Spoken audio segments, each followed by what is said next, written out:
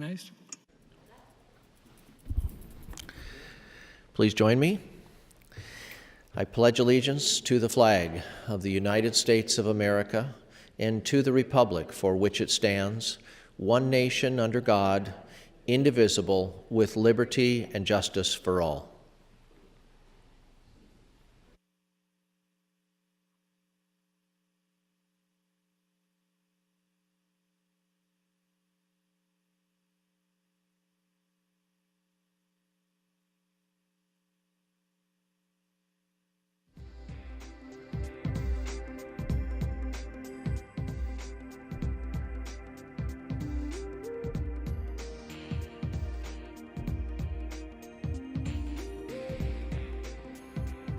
Morning, ladies and gentlemen. Welcome to George W. Norris Legislative Chamber for the 40th day of the 106th Legislature, first session. Our chaplain today is Pastor Tom Starkjohn from the Louisville Evangelical Free Church in Louisville, Nebraska, Senator Clement's district. Would you please rise?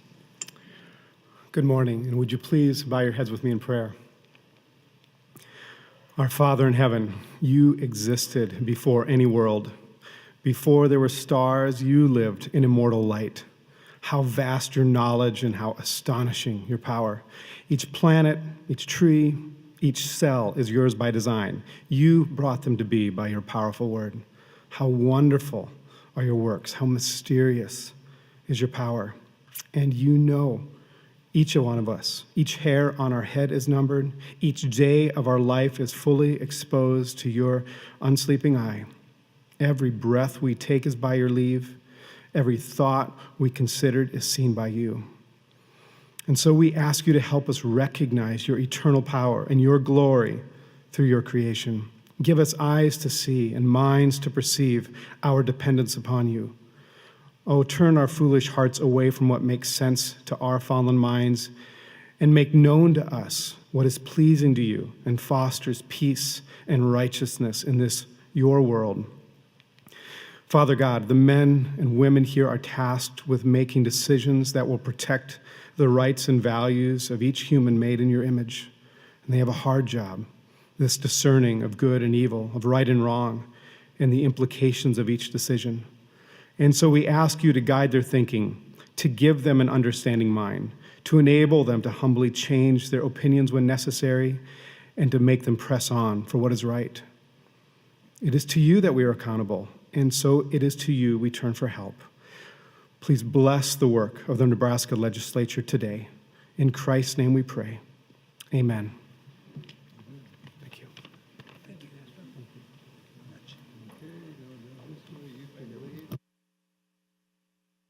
Thank you, Pastor Starkjohn. I call to order the 40th day of the 106th Legislature, first session. Senators, please record your presence. Roll call.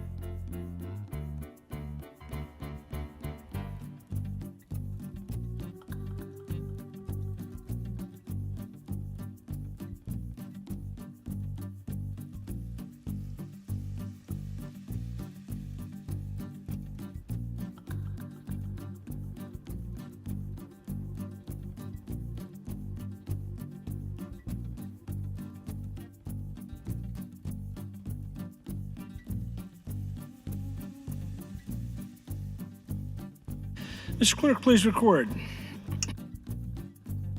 There's a quorum present, Mr. President. Thank you. Are there any corrections for the journal? No corrections this morning. Are there any messages, reports, or announcements? Mr. President, communication from the governor indicating that engrossed legislative bills 22, 25, 25A, 52, 60, 74, 80, 81, 103, 111, 119, 152, 159, 185, 192, 192A, 200, 203, 214, 223, 235, 256, 307, 333, 372, 380, 406, 442, 469, 536, 622, and 624 were received in his office on March 7th and have been signed and delivered to the Secretary of State on March 12th. In addition to that, appointments to the State Personnel Board, to the Commission for Deaf and Hard of Hearing, and the Commission on Problem Gambling.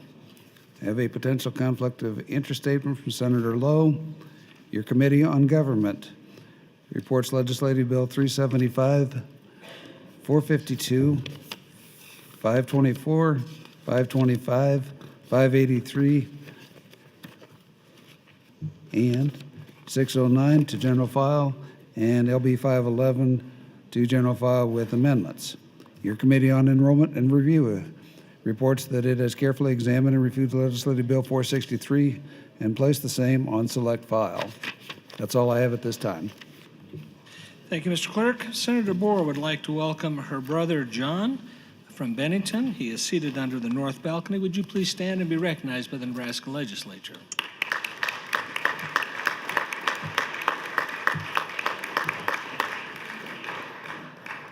Thanks for coming down and seeing us. First item, Mr. Clerk. Mr. President, first bill this morning is Legislative Bill 309 on Select File. There are no E&R amendments. First amendment I have is from Senator LeGrone, AM 471. Senator LeGrone, you're recognized. Thank you, Mr. President. And I'll just refresh everyone on how we got here quickly before I ask Senator Lathrop to yield to a question. So if you remember on general file on this bill, I agreed to pull my amendments so we could talk to them about them on select file. I completely agree that Douglas County needs another judge. I think it's vitally important. I think the caseloads show that. My issue is that I think that with our property tax issue, we cannot keep passing the buck down to the counties. The state needs to pay its bills. I think that our court system is a statewide interest. It is something that the state requires of the counties, which means it's actually the state spending the money.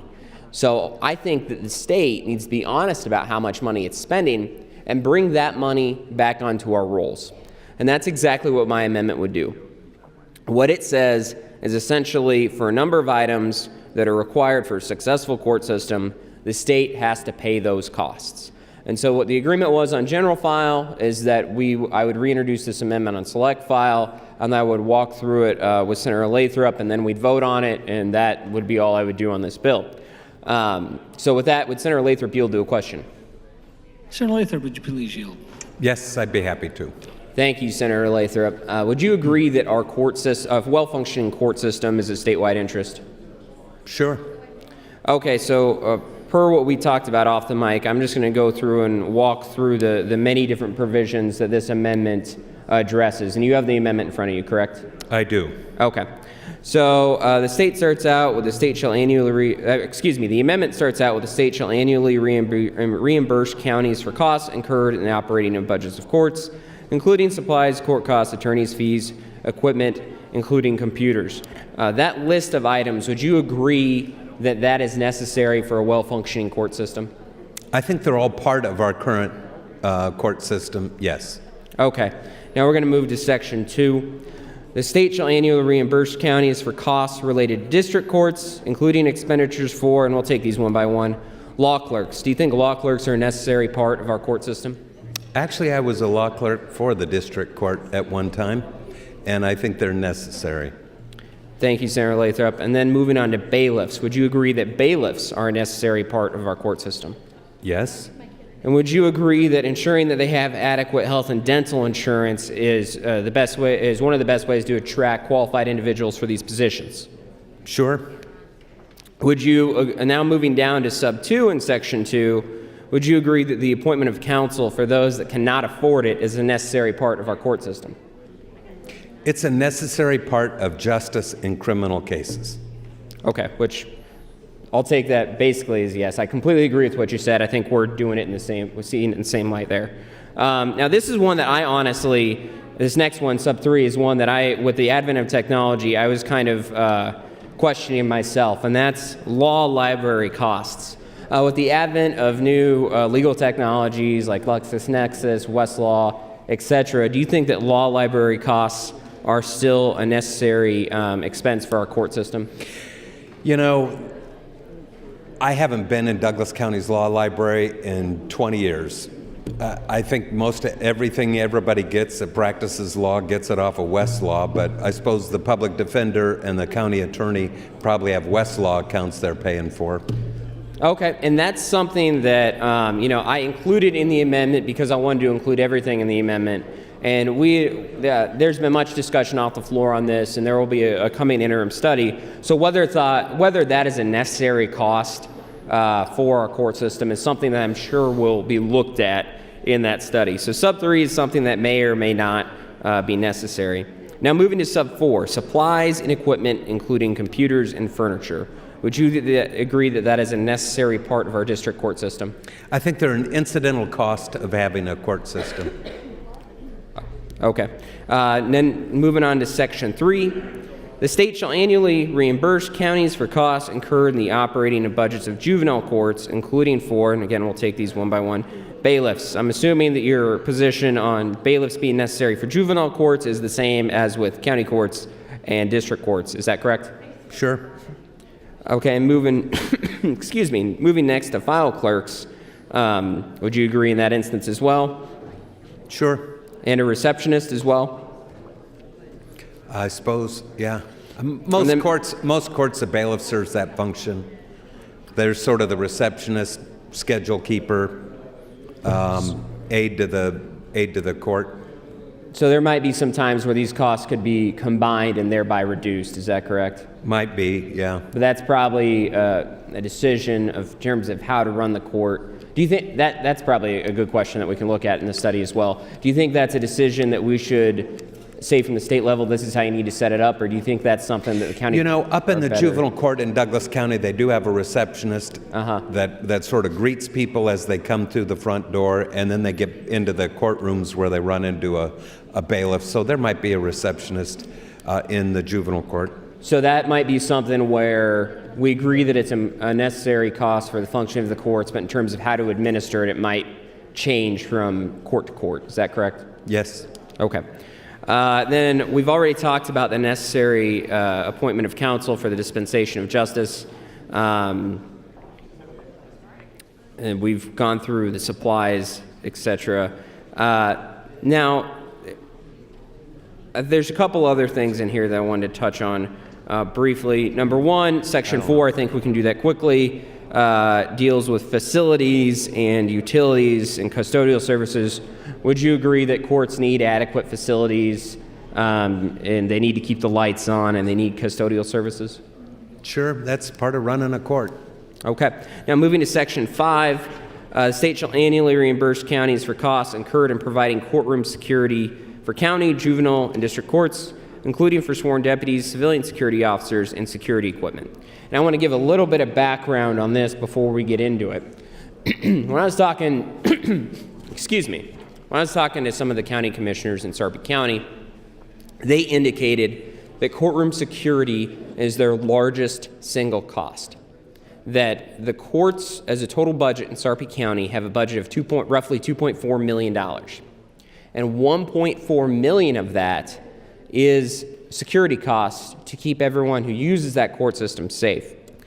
So that's something that I think we definitely need to look at when we look at this issue further over the interim, is how can we best keep everyone in our courtroom safe. But would you agree that the costs associated with that are a necessary aspect of our court system? This is where you get a little bit into the gray, because you walk into the Sarpy County Courthouse, and I've done it a million times, you go through a process. That's keeping the Register of Deeds safe, it's keeping the treasurer safe, it's keeping every one of the offices at the Sarpy County Courthouse, same in Douglas County, wherever you have those security measures. Now there are some sheriffs that are assigned to courtrooms to make sure that, for example, if they're transporting a prisoner from a holding cell to an appearance in front of the judge, then you have deputies that do that as part of their function. So you probably have some of it that's actually unrelated to the courts or marginally related to the courts, and some that are directly related to the administration of justice in criminal cases. So we might not 100% agree on that aspect, and that's fine. But would you, so just to flesh that out a little more, do you think that those costs, the total, let's assume, I'm going to give you a hypothetical here. Let's say that a county courthouse, whatever county courthouse, has all the other county offices and has one security checkpoint, has your normal security checkpoint when you walk in. Do you think that the level of security necessary at that checkpoint probably increases because the state requires the county to have the court system there? Honestly, I don't know. I don't know if people come in and get angry with the assessor. Okay, that's fair. I would suggest that it does, but that's something that we can look into. It certainly adds to it. And that's something I'm sure we can flesh out more when we look into this over the interim. That's all the questions I had for you, Senator Lathrop. Thank you for going through this with me. Colleagues, I think that this just really fleshes out my point that these are state costs. These are not county costs. These are costs that the state is requiring the county to spend. And really what that means is we are the ones spending this money. We are just not being honest about it, and we're keeping it off our books. That makes our budget look better, while at the same time putting a lot of pressure on property taxpayers.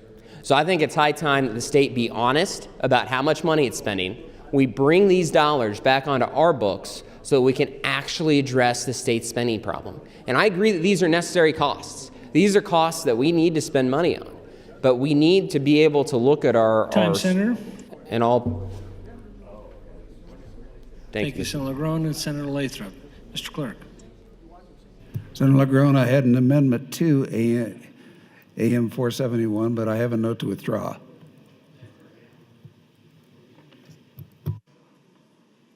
Thank you, Senator LeGrone. Senator Lathrop, you're recognized. Thank you, Mr. President. Colleagues, good morning. I kind of want to give you an overview of where we're at on this bill. So I have filed an amendment. I filed an amendment this morning in response to some developments coming out of Douglas County to move the effective date of this out of this biennium. So we're going to not have a fiscal note associated with this bill. It will become effective in the next biennium, and that will take care of LB 309A, and we'll take that amendment up after we deal with Senator LeGrone's amendment first thing this morning. Senator LeGrone has provided us with an opportunity with his amendment to talk about how the state oftentimes hands to the counties and the local political subdivisions costs that arguably belong with the state. This particular amendment has no fiscal note. Obviously, we don't know what it would cost. My guess is it'd be north of $100 million. If all of your counties said, these are the costs associated with running our county court and our district court that the state doesn't already pay. We pay for the district court judges, and the related expenses are borne by the counties. If the counties, all 93, said, this is what it costs us in this list that's on Senator LeGrone's amendment, if they all checked in and said, this is what it costs us, we'd probably end up with some fiscal note over $100 million. More, maybe. And we might end up having the counties do what Douglas County's done in this case, which is try to get the state to pay for a whole bunch of things that are unrelated. I'll talk about that in time. This is a talking point. it's a worthwhile discussion to talk about how, as we have reduced revenue in this state, we have passed to political subdivisions costs that were at one time paid for by the state. Now, the costs on Senator LaGrone's amendment were not paid by the state in the past, but we have had a program in the past that reimbursed counties for the cost of running their jails or holding essentially state prisoners. We did away with that reimbursement when we were in the Great Recession. I was here for that. I voted against it. But the things on this list, Senator LaGrone's amendment, it's not a serious amendment, it's a talking amendment. An opportunity for us to have a conversation about what's a state expense and what's a county expense. Were this a serious amendment, there would be a funding source. There's not. Because you can imagine if this amendment passed, what would happen on final reading? The bill would come up, and now we would have a fiscal note that the counties have all participated in, and it would be hundreds of millions of dollars, right? It would effectively kill the bill, because where are we going to come up with that?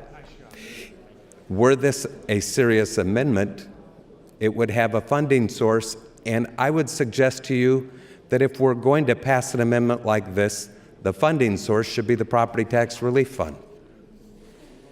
If you want to pass this amendment, then let's pay for it with the Property Tax Relief Fund. If this is about property tax, what the property taxpayers are paying for their courthouses, and we take offense and find that the state should resume that responsibility or assume it, because we've never had that responsibility. If that's the case, then let's pay for it with a Property Tax Relief Fund. And I suspect the people in Douglas County would be pretty happy with that. I'm not sure the people in smaller communities would be all that happy with it, because they get a lot less of the Property Tax Relief Fund than Douglas County would over that deal. So what we have in the LaGrone amendment, which I'm going to ask you to vote against, is an opportunity to talk about Senator LaGrone's idea for an interim study. And I support that idea. And in fact, I will tell you, it's not just courts. As we have not paid counties reimbursement for their jails, the jails are getting full. As the state doesn't have adequate resources for mental health evaluations, the regional center has a 100-day waiting list. We have people sitting in county jails. Did you say time? Time, Senator. Thank you, Senator Lathrop. Senator Walls has a special guest visiting this morning. Her daughter, Emma Walls from Fremont, is seated under the north balcony. Would you please stand and be recognized by the Nebraska Legislature?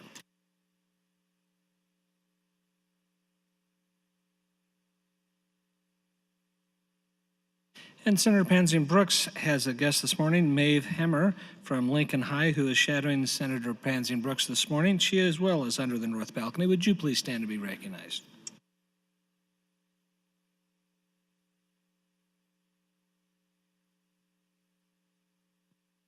Returning to floor discussion. Seeing no one in the queue, Senator LaGrone, you're welcome to close on AM 471. Thank you, Mr. President. I would, real quick, I would disagree with what Senator Lathrop said about how this should be paid for.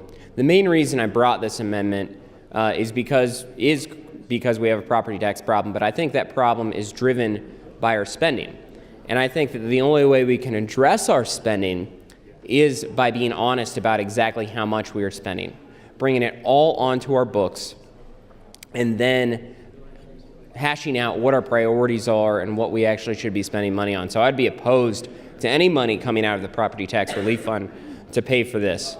And I don't think that this is just a discussion point. I think that this is a very real issue. The state is spending this money. We're spending it through our authority over the counties. This is us spending the dollars. It is not the counties. We're just making them be the ones who take it from the taxpayers. This is all taxpayer money, and we need to be honest about exactly what we're doing. So I'd ask for your support on AM 471, and I would suggest that a vote against this amendment is a vote against property tax relief. With that, Mr. President, I would ask for a call of the House and a roll call vote. Thank you, Senator LeGrone. There's been a request for the call of the House. All those in favor of a call of the House, please vote aye. All those opposed, vote nay.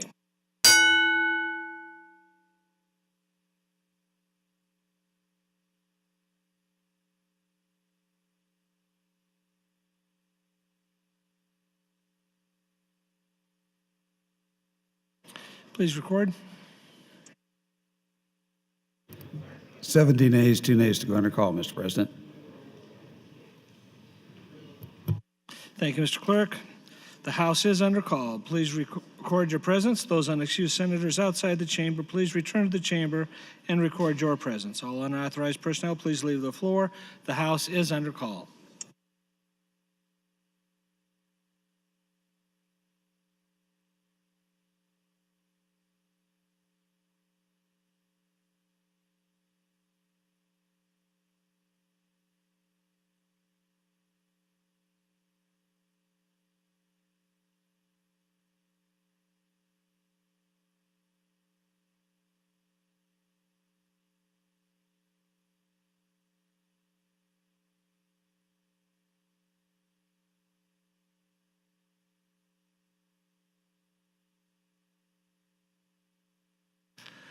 All senators are accounted for.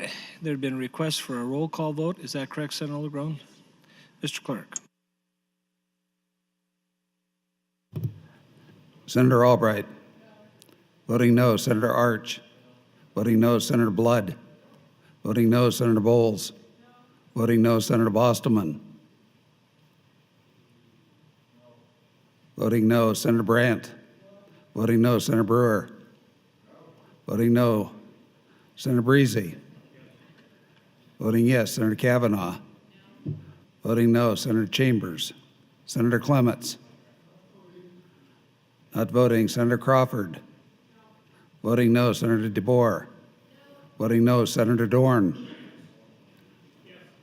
Voting yes, Senator Erdman. Voting yes, Senator Friesen. Not voting, Senator Geist. Not voting, Senator Gregert. Voting no, Senator Groney. Voting yes, Senator Halloran. Voting yes, Senator Ben Hansen. Voting yes, Senator Matt Hansen. Voting no, Senator Hilgers. Voting yes, Senator Hilkeman. Voting no, Senator Howard. Senator Hughes. Voting yes, Senator Hunt. Voting no, Senator Kolowski. Voting no, Senator Colderman. Voting no, Senator LeGrone. Voting yes, Senator Lathrop. Voting no, Senator Lindstrom. Senator Linehan. Senator Lowe. Voting yes, Senator McAllister. Voting no, Senator McDonald. Voting no, Senator Morfeld. Senator Moser. Voting yes, Senator Merman. Voting yes, Senator Bensing Brooks. Voting no, Senator Quick. Voting no, Senator Scheer. Voting no, Senator Salama. Voting no, Senator Stinner. Senator Vargas. Voting no, Senator Walls. Voting no, Senator Wayne. Senator Williams. Voting no, Senator Wishart. Voting no. Senator Clements. Voting yes. Vote is 13 ayes, 27 nays, Mr. President. AM 471 is not adopted. Raise the call. Turning to floor discussion.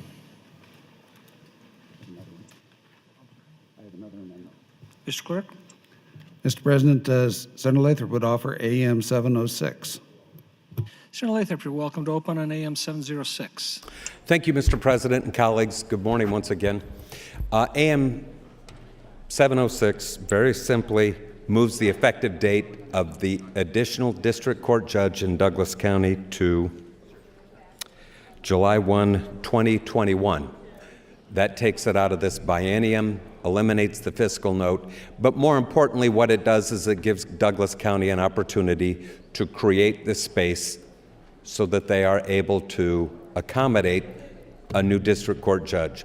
If we made this effective immediately, they would not have a place to put this district court judge. Now, I'm going to give you a little history. When this bill came up, Douglas County did not come in and testify. When we had this on general file, Douglas County said they had no position. Since then, they came up and sent out a letter suggesting that they had difficulty because they are trying to develop an annex and they are unable to come to an agreement on what that annex to the courthouse would look like. They need more time so that they can accommodate this particular additional district court judge. I am quite disappointed with Douglas County and their building commission for not coming forward when this was heard before the committee, not coming forward on general file. They have now indicated the difficulty they would experience if we added this judge right away. Putting it out 2 years accomplishes two things. It gives Douglas County an opportunity to create the space, and it allows us to avoid the fiscal impact of adding an additional judge at this point in time. With that, I would encourage your support of AM 706 and LB 309, and I'm happy to answer any questions you may have. Thank you. Thank you, Senator Lathrop. Senator Erdman, you're recognized. Thank you, Mr. Speaker. Good morning. I've been listening to the discussion, and I was watching and looked at also the map that was given out where the judges are now. And I have a couple of questions I would like to ask Senator Lathrop if he would yield a question or two. Senator Lathrop, would you please yield? Yes, I'd be happy to.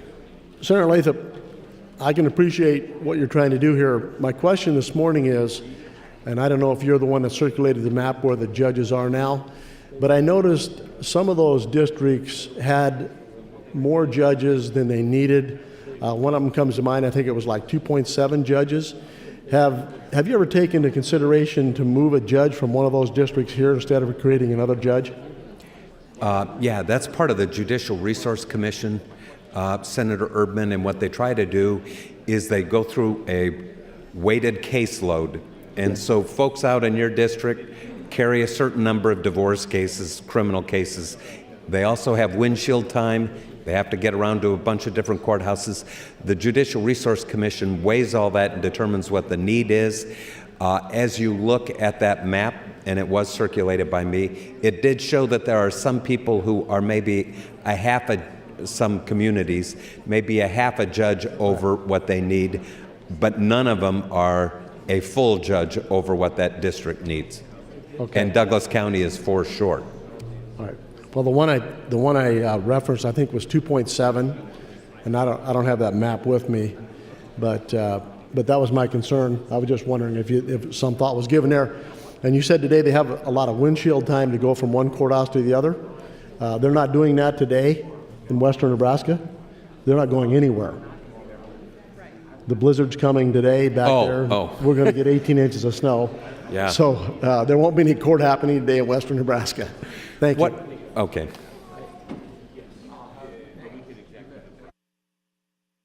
Thank you, Senator Erdman and Senator Lathrop. Senator Albright, you're recognized. Thank you, Speaker Scheer. Good morning, Nebraska and colleagues.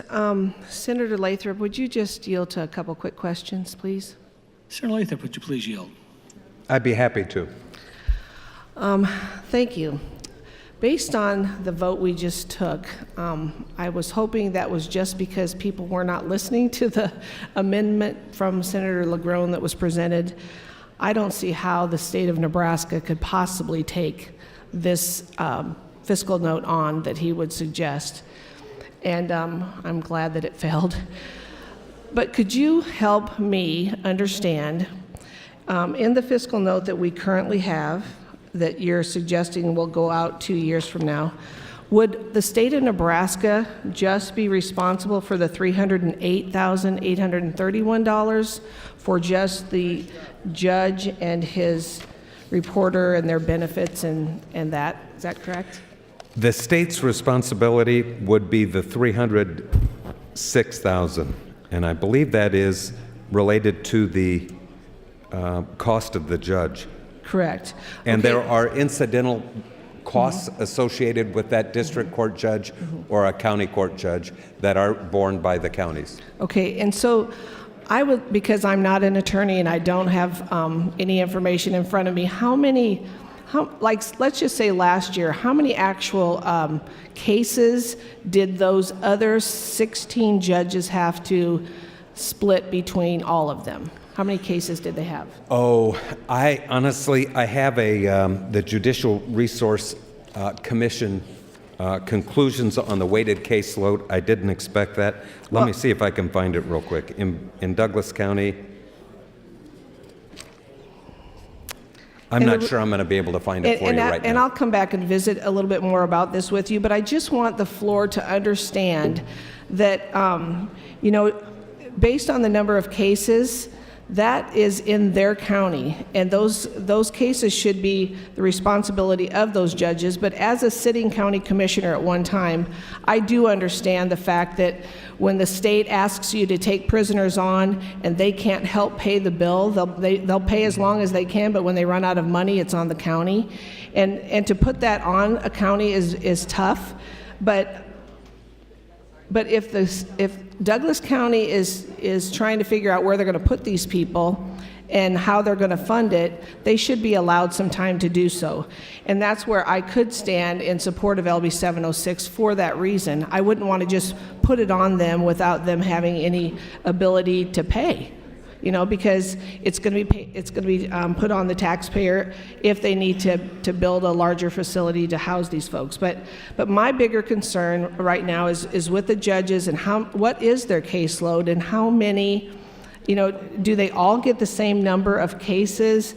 Some are going to be spread out a little longer than others, but maybe yourself or someone else can help me look at those numbers. But I understand when there's a caseload that everybody can't get to, but is that just a season that we're going through, that we have a lot more cases than we have had in the last 2 or 3 years?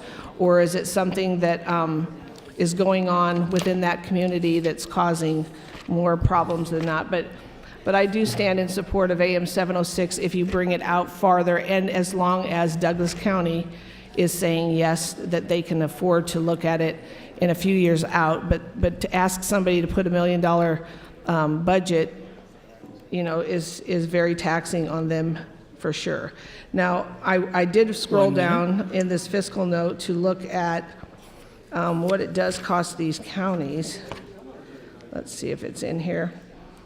But so the actual cost when it comes to the sheriff's department and staffing extra officers to go into those courtrooms,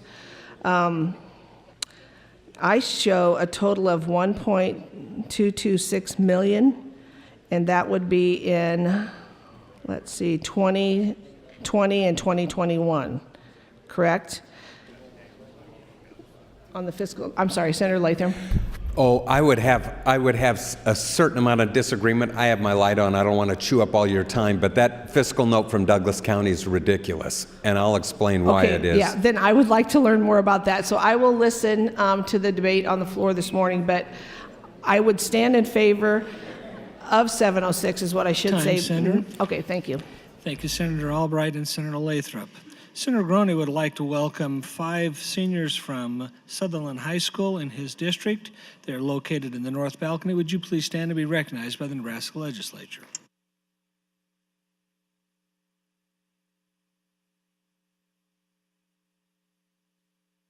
Returning to the floor discussion. Senator Dorn, you're recognized. Thank you, Speaker. Senator Lathrop, would you yield to a question? Senator Lathrop, would you please yield? Yes, I'd be happy to.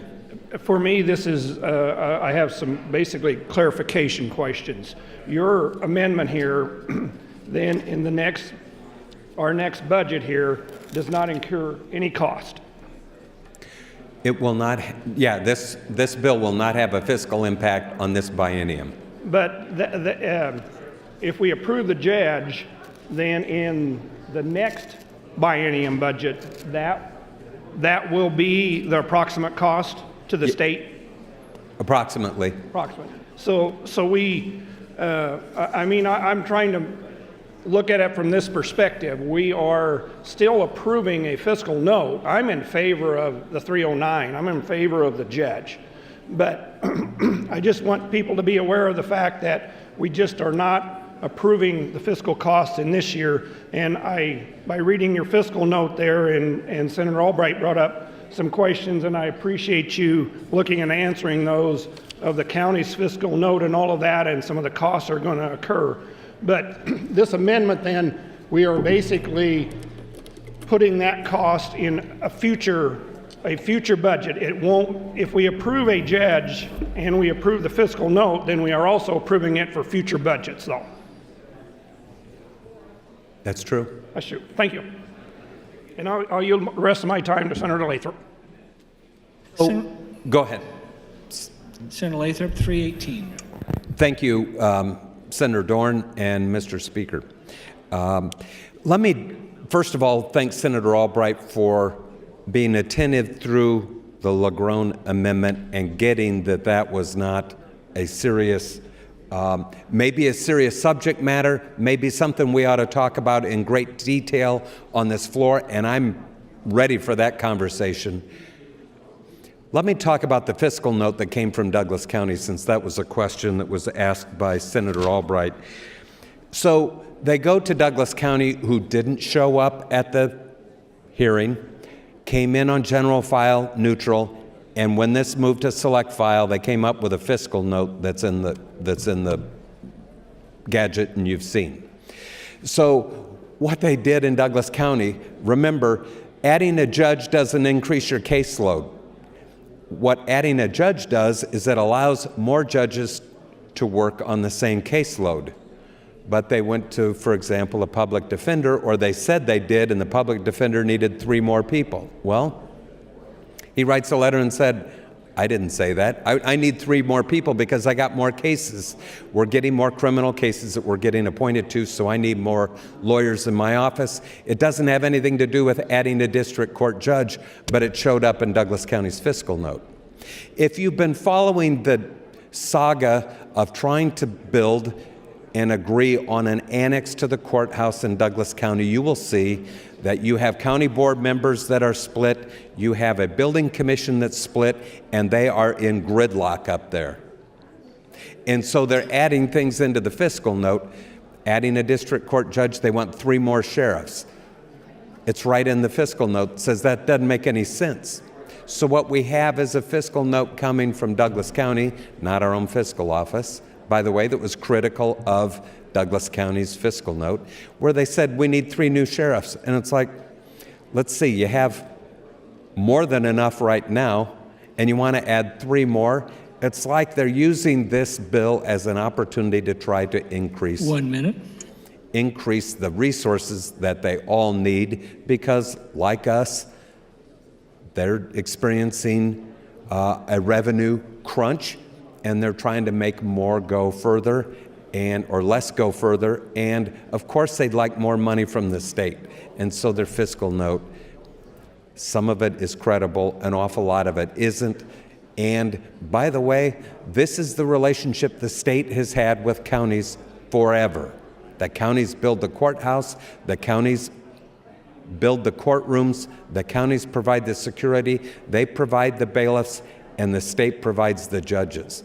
So again, Senator Albright, thank you for opposing the last amendment, supporting AM 706 and LB 309.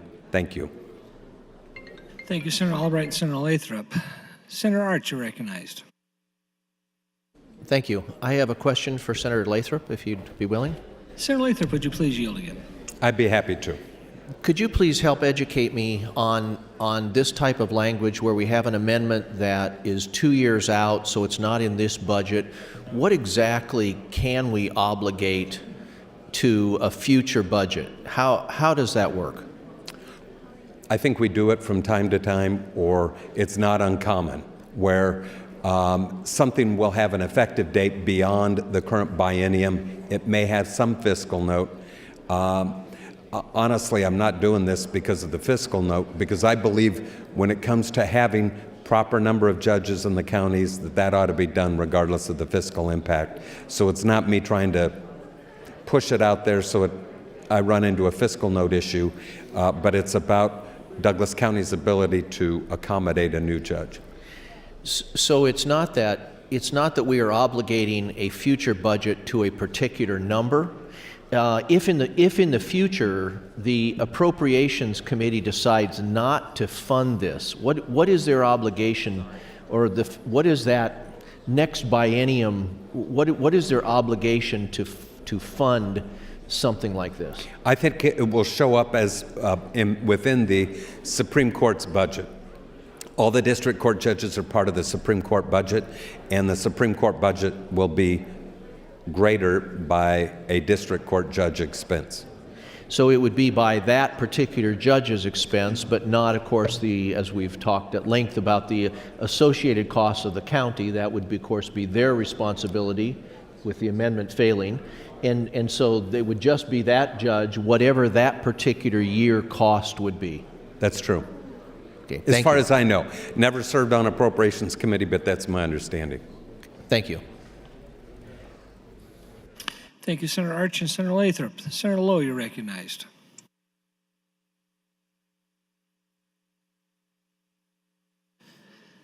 Senator Wayne, you're recognized. Oh, I'm sorry. I thought he was waving off. Senator Lowe, anytime. Thank you, Mr. President. I appreciate you allowing me that little extra running time. You know, our counties and our cities are kind of tight with money right now, and it's because of what we've levied down on them. We've pushed our expenses down to them, and so I can appreciate Senator Lathrop doing this, and Senator LaGrone for bringing his last amendment, even though it was meant to be more of just talking points. It's something we seriously need to discuss. Our counties and our cities are being pushed to the brim. And as far as adding another judge to Omaha, yeah, I'm sure they probably need it. They just don't have the facilities at this time.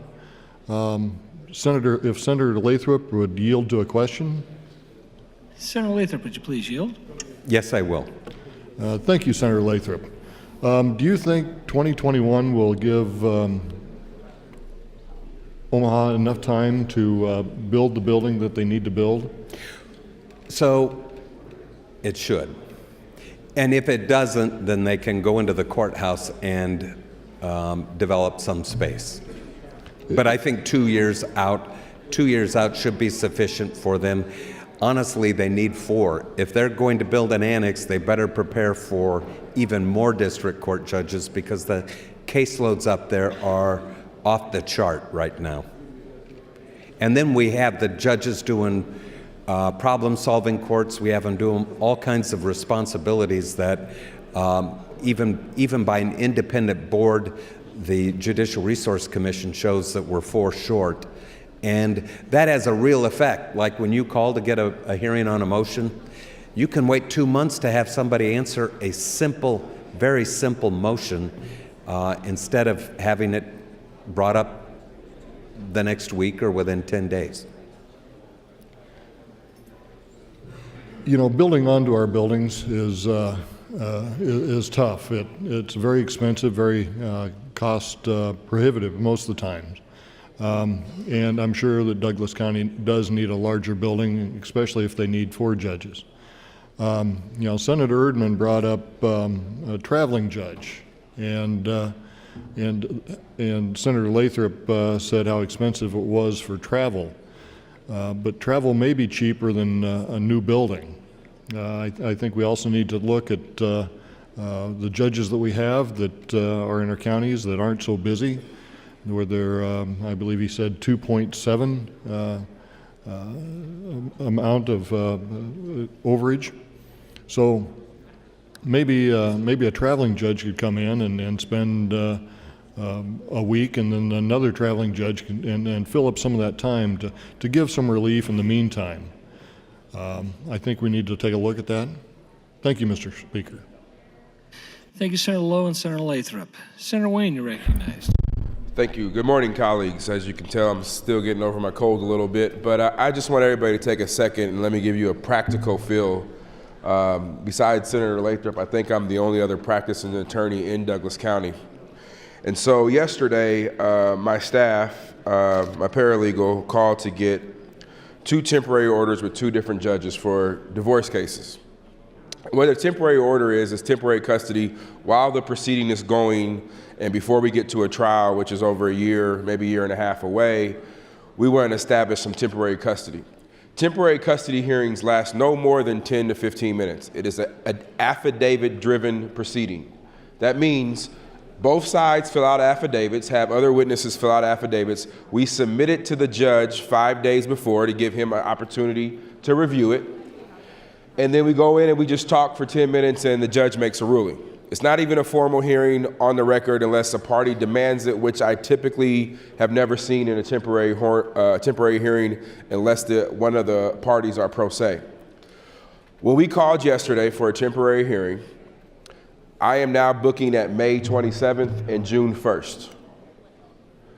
So I'm calling those judges today over the lunch hour, calling their bailiffs to try to find 15 minutes and beg them to get in for 15 minutes. Otherwise, we don't have a custody arrangement for over 2 or 3 months.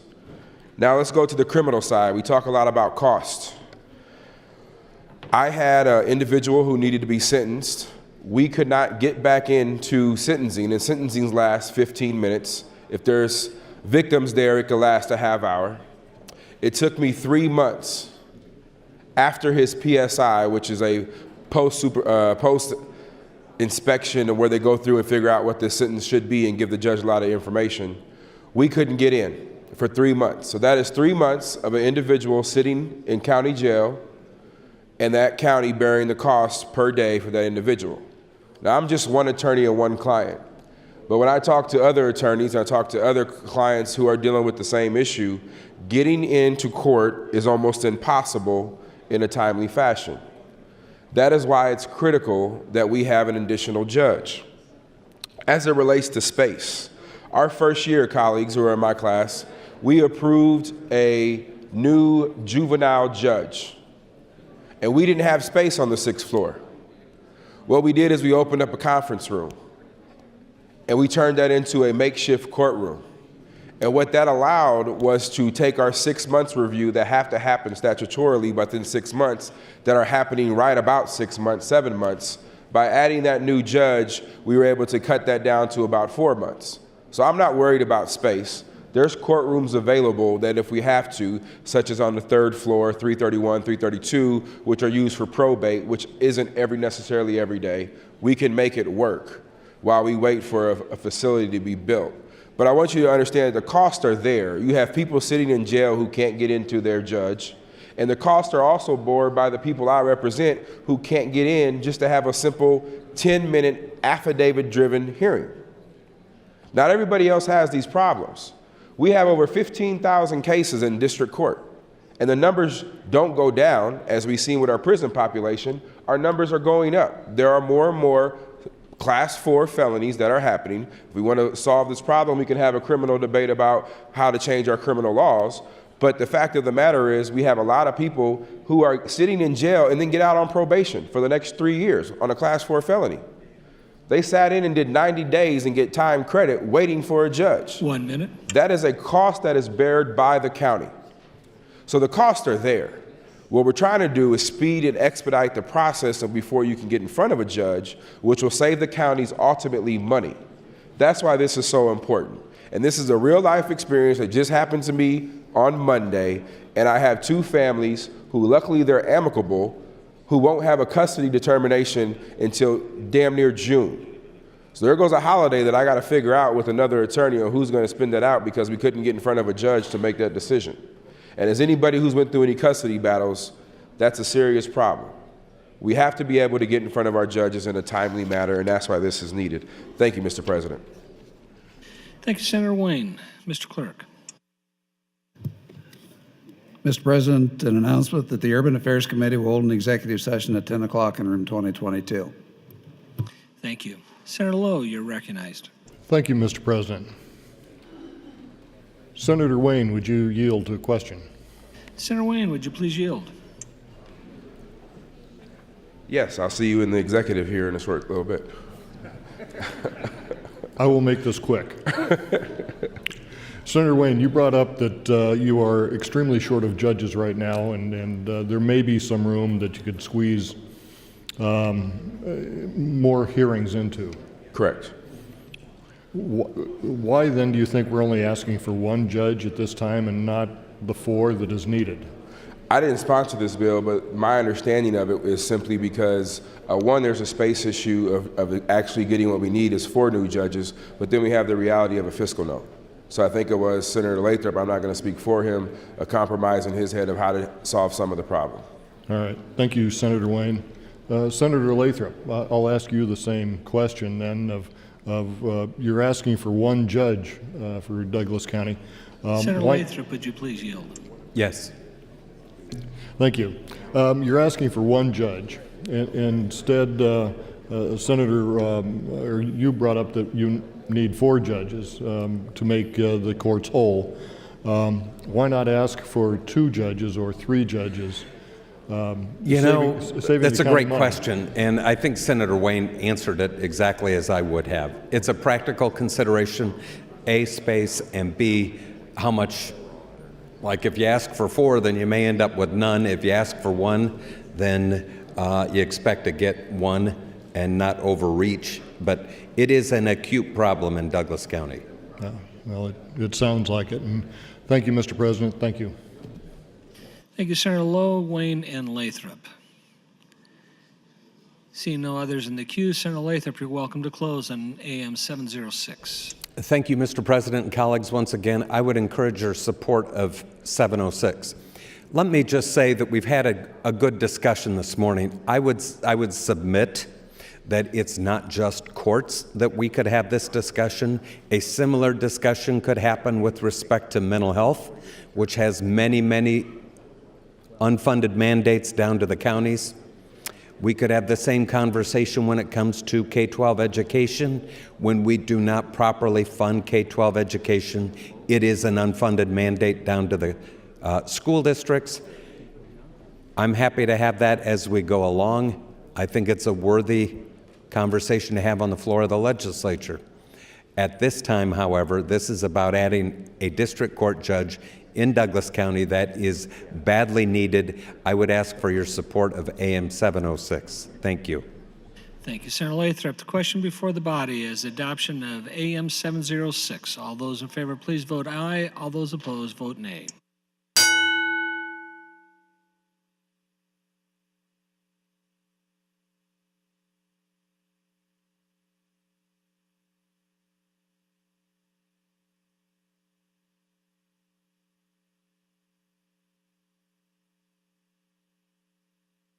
Have all voted that wish to?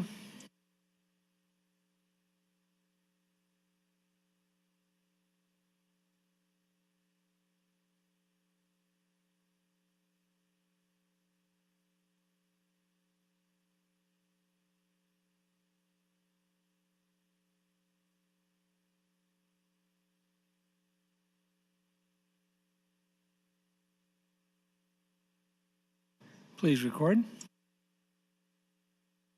38 ayes, no nays on the adoption of the amendment. AM 706 is adopted. Returning to the queue, there's no one wishing to speak. Senator Lathrop, you're welcome to close on LB 309. Senator Lathrop waives closing. The question before us is advanced.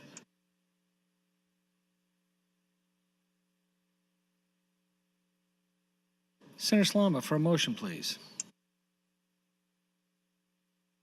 Apologies. Mr. President, I move to advance LB 309 to ENR for engrossing. Colleagues, you've heard the motion. All those in favor, please say aye. Any opposed, say nay. LB 309 is advanced. Mr. Clerk will now proceed to LB 400. 309A. Or we could go to 309A. Mr. President, with 309A, no E&R amendments. Senator Lathrop, you're recognized. I'd move to take 309 off the agenda or pull 309 by unanimous consent.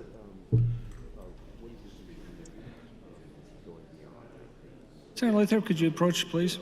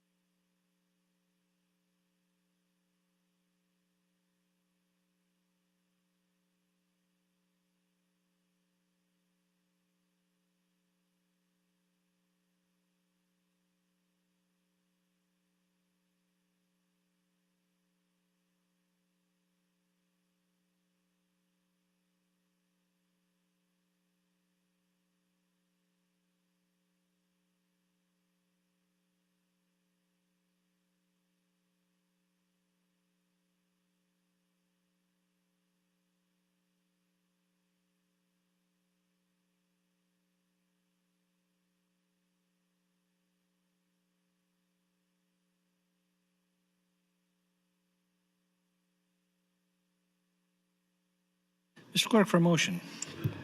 Mr. President, Senator Lathrop would move to indefinitely postpone LB 309A. Senator Lathrop, you're welcome to open.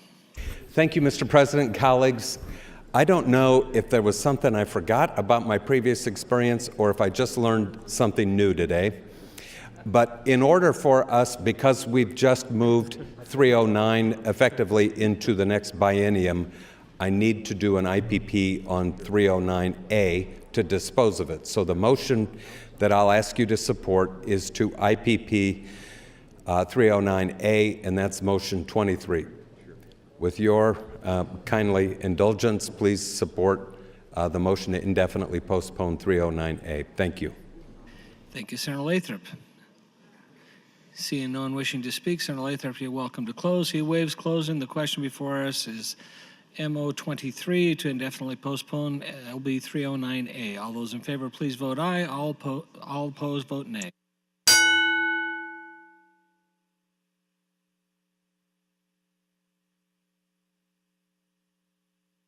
Have all voted that wish to?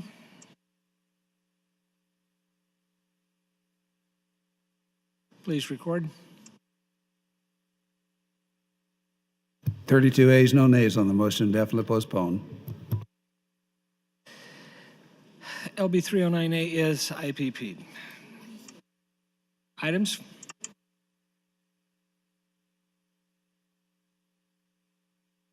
Thank you, Mr. President. Your Committee on Nebraska Retirement Systems reports Legislative Bill 34 to general file with amendments. Enrollment and Review reports Legislative Bill 399 as placed on final reading. Have notice of committee hearing from the Education Committee. And finally, a new resolution, LR 41 from Senator Breezy, congratulating the Plainview High School wrestling team on its state wrestling championship that will be laid over. Additional notice of committee hearing from the Revenue Committee. That's all I have at this time.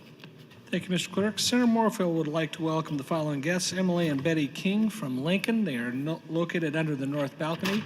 Would you please stand and be recognized by the Nebraska Legislature?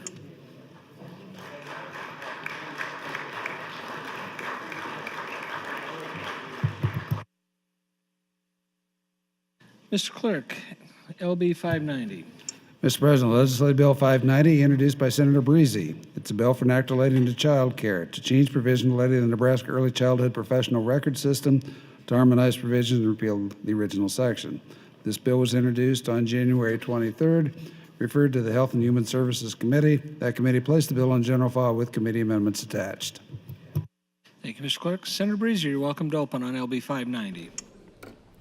Thank you, Mr. President. Good morning, colleagues. I rise today to present my LB 590.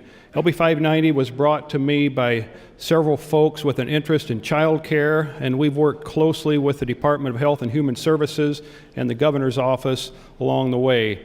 I would note that both the departments involved here, Department of Education and Department of Health and Human Services, testified in favor of this bill at the hearing, and there was no opposition testimony. I would describe this as a simple bill which will allow small businesses, our child care providers, the option to see some streamlined services from government. Currently, Department of Health and Human Services conducts annual in-person visits to our licensed daycare providers to verify training records and other documentation. LB 590 would integrate the Nebraska Early Childhood Professional Record System, or NECPRS, into the annual verification of training and education requirements for licensed child care staff. That system is already in existence and operated by the Department of Education. By opting into this streamlined system, people who are already busy enough caring for our children can save valuable time on in-person visits solely for the purposes of paperwork, and can give them the opportunity to move their businesses towards being paperless if that's what they choose. And it streamlines the system for DHHS. Currently, DHHS makes annual visits on site to verify these credentials. This will streamline the process for the department, or for DHHS also. This change allows DHHS to use the online database for those providers who choose to use it, making the process more efficient for everybody. The green copy of the bill would have required the use of the online database by our licensed providers. Feeling this was too onerous on our small businesses in this industry, we removed that requirement with the committee amendment. I'm sure Senator Howard will speak to the committee amendment, but I believe all it does is remove the requirement from child care providers and make this system an entirely optional choice, which was a request I made of the committee at the hearing. I would also point out there's no fiscal note on the bill. Thank you, and I'd ask for your green vote on the amendment as well as the underlying bill. Thank you, Mr. President. Thank you, Senator Breezy. As the clerk mentioned, there is committee amendments. As Chair of Health and Human Services, Senator Howard, you're welcome to open. Thank you, Mr. President. AM 330 to LB 590 replaces the green copy and becomes the bill. It amends statutes 43-2606 to require that DHHS use the Nebraska Early Childhood Professional Record System, or NECPRS, to document training levels of staff and verify minimum training requirements of employees for any child care program that is already reporting into NECPRS. In short, the amendment maintains the voluntary use of NECPRS for child care centers and instructs the Department of Health and Human Services to use the same method of reporting and verifying that is used by the child care center. So simply, if a child care center wants to go paperless and be online, they can, and then the department must respond to them using that same system. If a child care center prefers to report employee education using paper, the department will subsequently respond in kind. This amendment was voted unanimously by the committee, and I would urge its adoption on the floor. Thank you, Mr. President. Thank you, Senator Howard. Going to discussion, Senator Albright, you're recognized. Thank you, Speaker Scheer. Senator Breezy, would you yield to a question? Senator Breezy, would you please yield? Okay, can you help me Yes, understand? I would. Sure. Thank you. On page 3, line 27 through actually page 4, line 1. So Senator Howard just referred to them as centers. Are we talking about in-home daycares as well? We're talking about our licensed daycare providers. I believe state statute requires any daycare provider with over 3 children, I believe, to be licensed, and the department makes in-home or makes visits to those providers that are licensed. And and it is voluntary, I understand, correct? Yes, the green copy made it mandatory, and we felt that would be too burdensome on those providers that chose not to do that. And it's my understanding that a lot of providers are signing up with this program as we speak to utilize the online database. Okay, so on line 27, beginning January 1st of 2020, a program as defined in section 71-1910 shall maintain a provider profile in the Nebraska Early Childhood Professional Record System, and each employee of such program shall report his or her educational degrees and professional credentials and relevant training completed and work history to the Nebraska Early Childhood Professional Record System. So is there a pass or fail on this? No, and let's be clear here, the amendment replaces the green copy.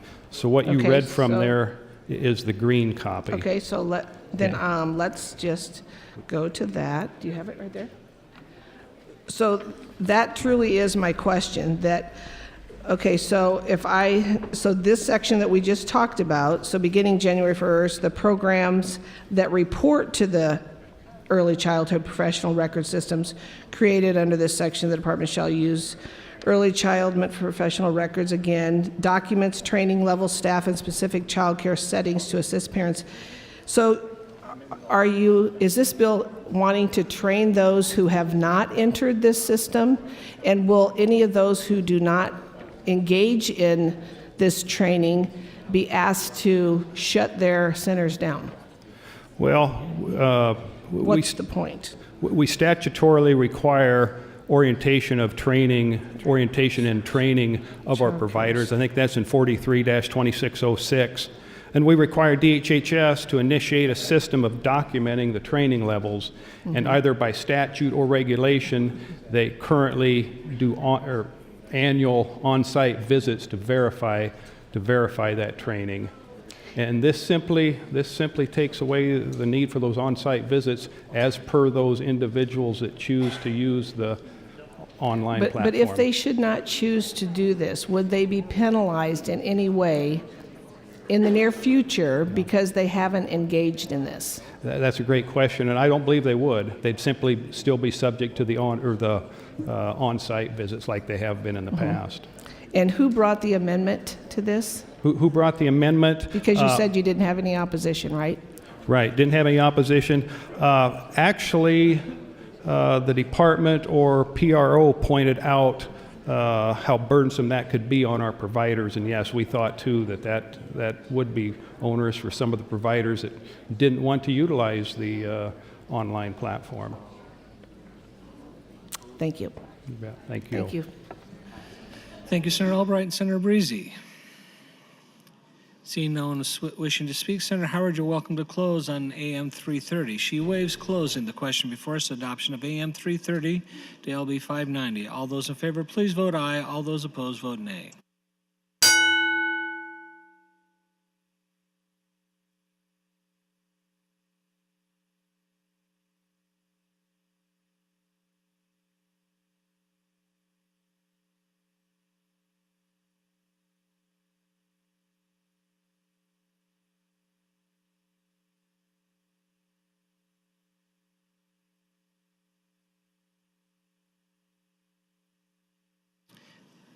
Have all voted that wish to? Please record. 34 ayes, no nays on the adoption of committee amendments.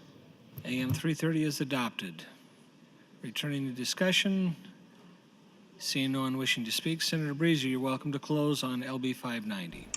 Thank you, Mr. President. This bill, as amended, is simply about making life easier for our small businesses. It's about streamlining the process. And again, the amendment makes it optional for our providers.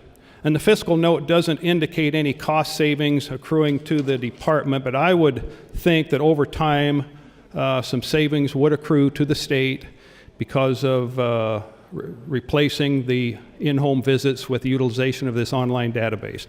It's a good amendment, it's a good bill. I'd ask for your support. Thank you. Thank you, Senator Breezy. The question for us is adoption of LB 590. All those in favor, please vote aye. All those opposed, vote nay.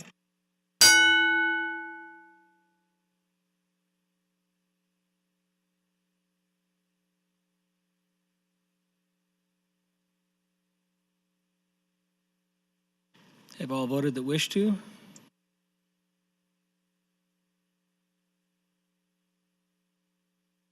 Please record. 38 ayes, no nays on the advancement of the bill. LB 590 does advance. Next item, Mr. Clerk.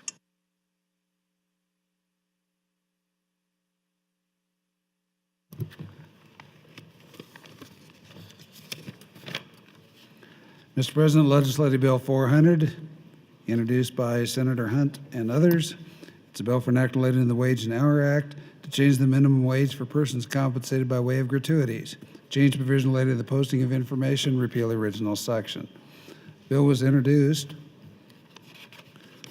on January 17th of this year, referred to the Business and Labor Committee. That committee placed the bill on general file with no committee amendments.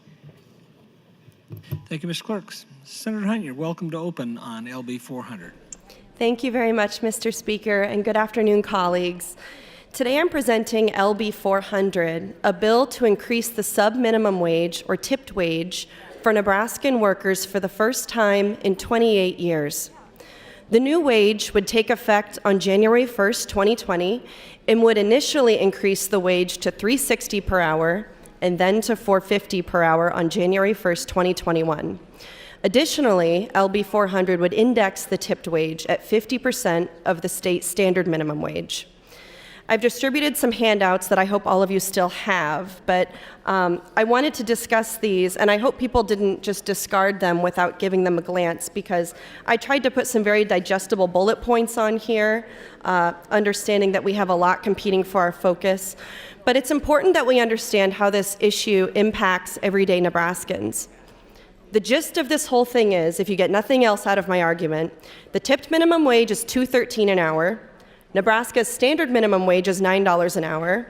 And since the last increase to the tipped minimum wage in 1991, our standard minimum wage has increased 7 times. We're going to hear from opponents to my bill that all Nebraska restaurants or restaurant and bar employees earn $9 an hour or more. That's the header on this handout that was distributed by Senator Halloran. It's true that we have labor laws requiring employers to supplement wages up to the state minimum wage. I know that law, tipped workers know that law, everybody who's worked in a restaurant knows that law. However, non-compliance with these provisions are rampant. Sweeps done by the Department of Labor in 2012 showed that 84% of restaurants were non-compliant with these provisions, and we heard extensive testimony to that effect in the committee hearing. We also heard about employees being afraid to report labor violations for fear of retaliation. And when employees do muster up the courage to report wage theft and other abuses, they find that the response is underwhelming because Nebraska doesn't have the proper investigatory mechanisms or human power in place to ensure that these labor laws are actually enforced. Our Labor Department only has 7 employees that perform these investigations, but there are 1,033,800 total employees in Nebraska. That's 147,700 employees per investigator. So it's not reasonable to say that all tipped workers get $9 an hour, because the Department of Labor would struggle to investigate all these instances if all of them were reported. So I'm telling you, colleagues, the most cost-effective way for us as a body, for us as lawmakers to address this noncompliance is to raise the wage to $4.50. I understand that it's the prerogative of the Nebraska Restaurant Association to do everything they can to avoid raising wages for tipped workers for the first time in 28 years, because part of their job as lobbyists is to keep the cost for restaurant owners as low as possible. I've seen them in the lobby talking to many of you, but we are lawmakers who represent not only restaurant owners, but the workers who earn these wages. And we can look to Iowa, we can look to South Dakota, Missouri, Colorado, to all of our neighboring states that have a higher tipped minimum wage than us, and say, is it really wrong for us to choose as a body to give these people a raise for the first time since 1991? And colleagues, this isn't asking to bring the sub-minimum wage up to $9 an hour, which many states do have. It's not even $8 an hour. I'm asking us to decide as a body to take the wage these people are working from $2.13 an hour to $4.50 an hour, to help them pay their taxes, to reduce their dependence on Medicare and Medicaid and SNAP and other government benefits, to help Nebraskans achieve the upward mobility that has been lost to so many because of our changing economy in the last 28 years. The creation of the two-tiered wage system in 1966 is a little history. It fundamentally changed the practice of tipping as well, and I expect that we're going to talk a little bit about tipping today. This change shifted the responsibility of compensating servers from business owners to customers. But today, in reality, that responsibility has continued to shift, moving from patrons and business owners to taxpayers. Restaurant servers, the group that stands to benefit the most from this legislation, are 3 times more likely to live in poverty than the general workforce, and 2 times more likely to be on SNAP or Medicaid. So the reality is, colleagues, the responsibility to support these workers has shifted to us, the taxpayers, when really it should be on the business owners. I get that restaurant owners don't want to volunteer to raise their wages, and I believe that all of us support small businesses. I'm a small business owner myself. But the truth is that we are all paying for these low wages already as a state. It's been 28 years. Every year that we let pass without raising the sub-minimum wage passes more responsibility to taxpayers to support the people who work for these wages. So how many years are we going to let the balance pile up? How many years until we finally decide as a state to raise this wage? This bill comes up every year. It's been passed down throughout the generations. Senator Nordquist initially brought this, Senator Matt Hansen brought this, and he passed it down to me to bring this year. So I want to bring my colleagues' attention to one difference in my bill from bills in the past. My bill would raise pay to 40% of the Nebraska minimum wage of $9 an hour after January 1st, 2020, and before January 1st, 2021, 50% of the minimum wage rate for wages paid on or after January 1st, 2021. So restaurant owners under this bill will have until 2021 to be in compliance. We're going to bring this in slowly so that we can see the effects of this legislation and so we can make sure that we're addressing any problems that there are. Since the tipped minimum wage was last increased in 1991, before some of you were born, Nebraska has increased the standard minimum wage 7 times. So what I want to know is, why do we think that all workers in Nebraska deserve a raise, except these workers, but tipped workers don't? The stagnation of the federal subminimum wage has left the decision to raise tipped wages up to the states, and Nebraska has fallen significantly behind our neighboring states and the rest of the country. Iowa currently pays tipped employees $4.35 an hour, Colorado $8.08, South Dakota $4.55, Missouri $4.30. I passed out a handout that shows how far Nebraska is below our neighboring states in the minimum wage. So if we don't develop a culture of support for our tipped workers here in Nebraska, these people are often mothers, they're often students, we're going to continue to see an outward migration of workers to neighboring states. As anyone who's ever been a service worker knows, income based on tipped work is volatile because not all restaurants have the type of clientele that tips well. Not all restaurants consistently have a lot of business. And even with great customer service, tips aren't always guaranteed. A server can give the same great service to 5 different tables, and maybe one table tips 20%, maybe one table tips nothing, maybe the other 2 tables tip 15. And then often that worker has to pool their wages and share those tips with everybody, and then they have to pay taxes on those wages. And in committee, we heard extensive testimony from people who work for tipped wages that at the end of the year, they often don't even have enough income to pay their taxes.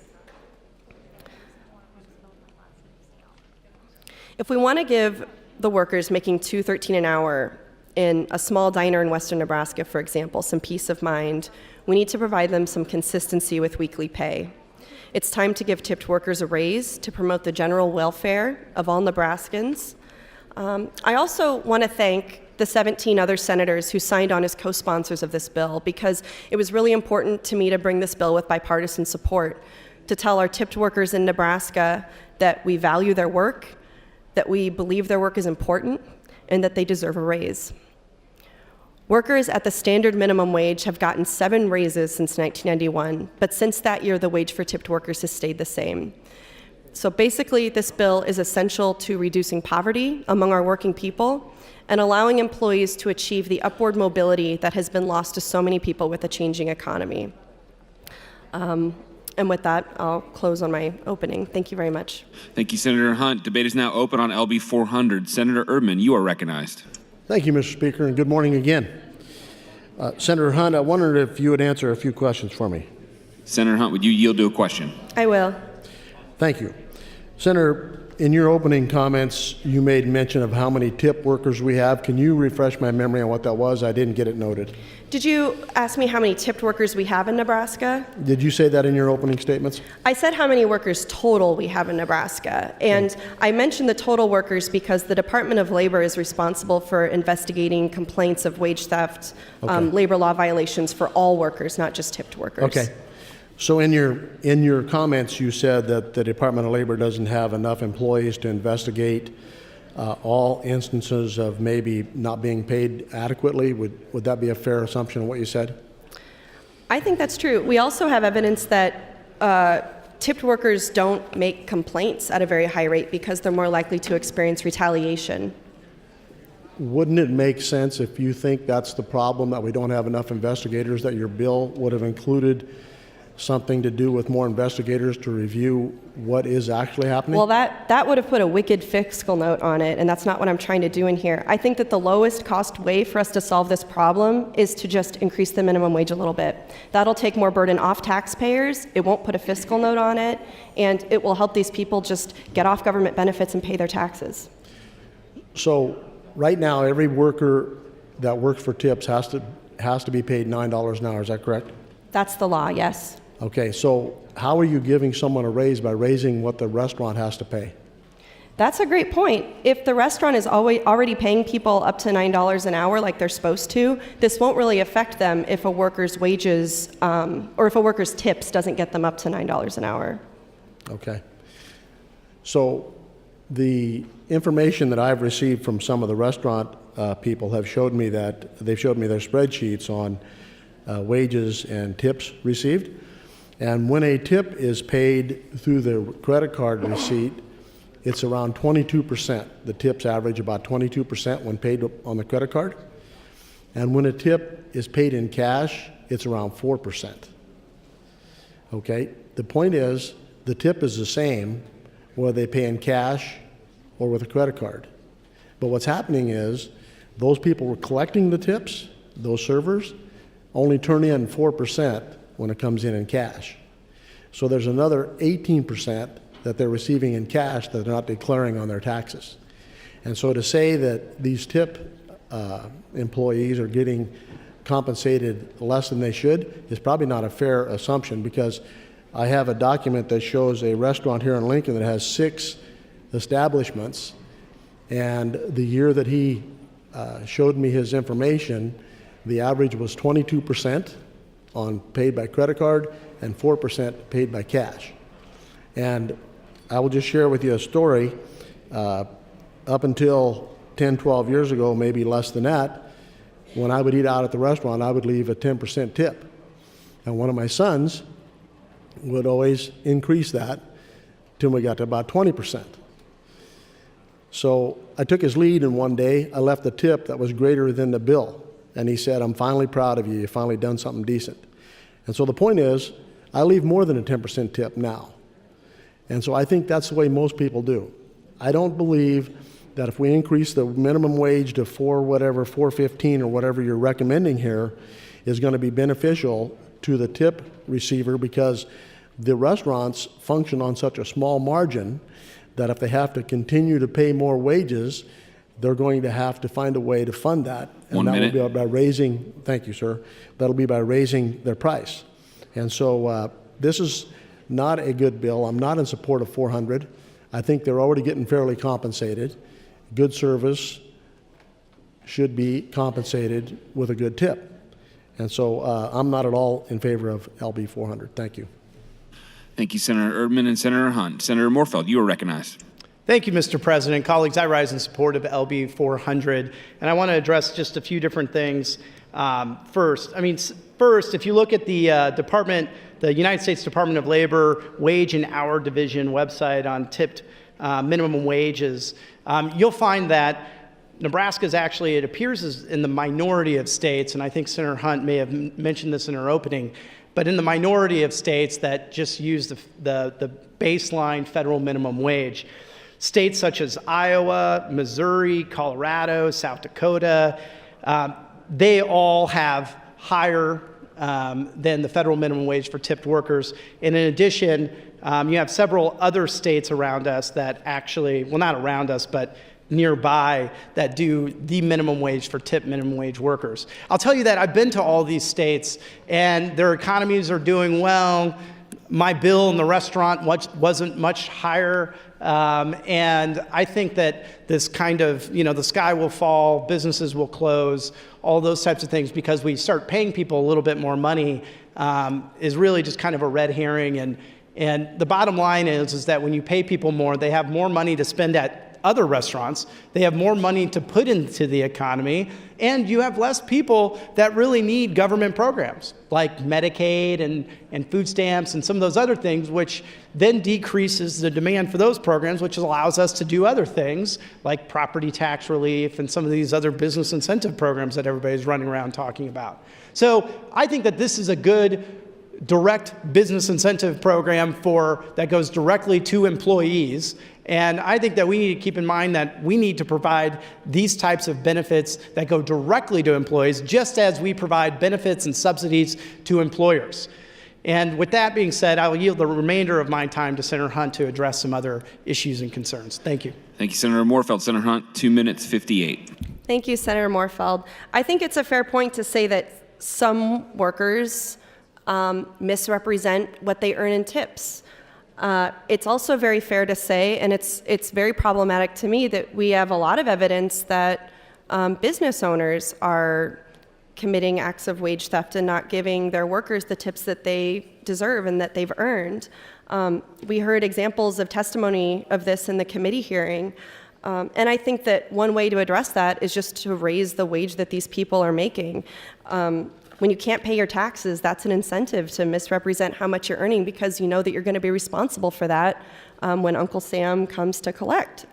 One example of testimony received: I've been in the restaurant hospitality industry since I was 16. Crazy to say, it's been 18 years. I've paid thousands of dollars every year to taxes since my very minimal 213 doesn't cover very much. For example, my W-2 this past year said I made $36,000, but only $400 got taken out for federal taxes. I can never get caught up, so every year I'm on a payment plan to the IRS.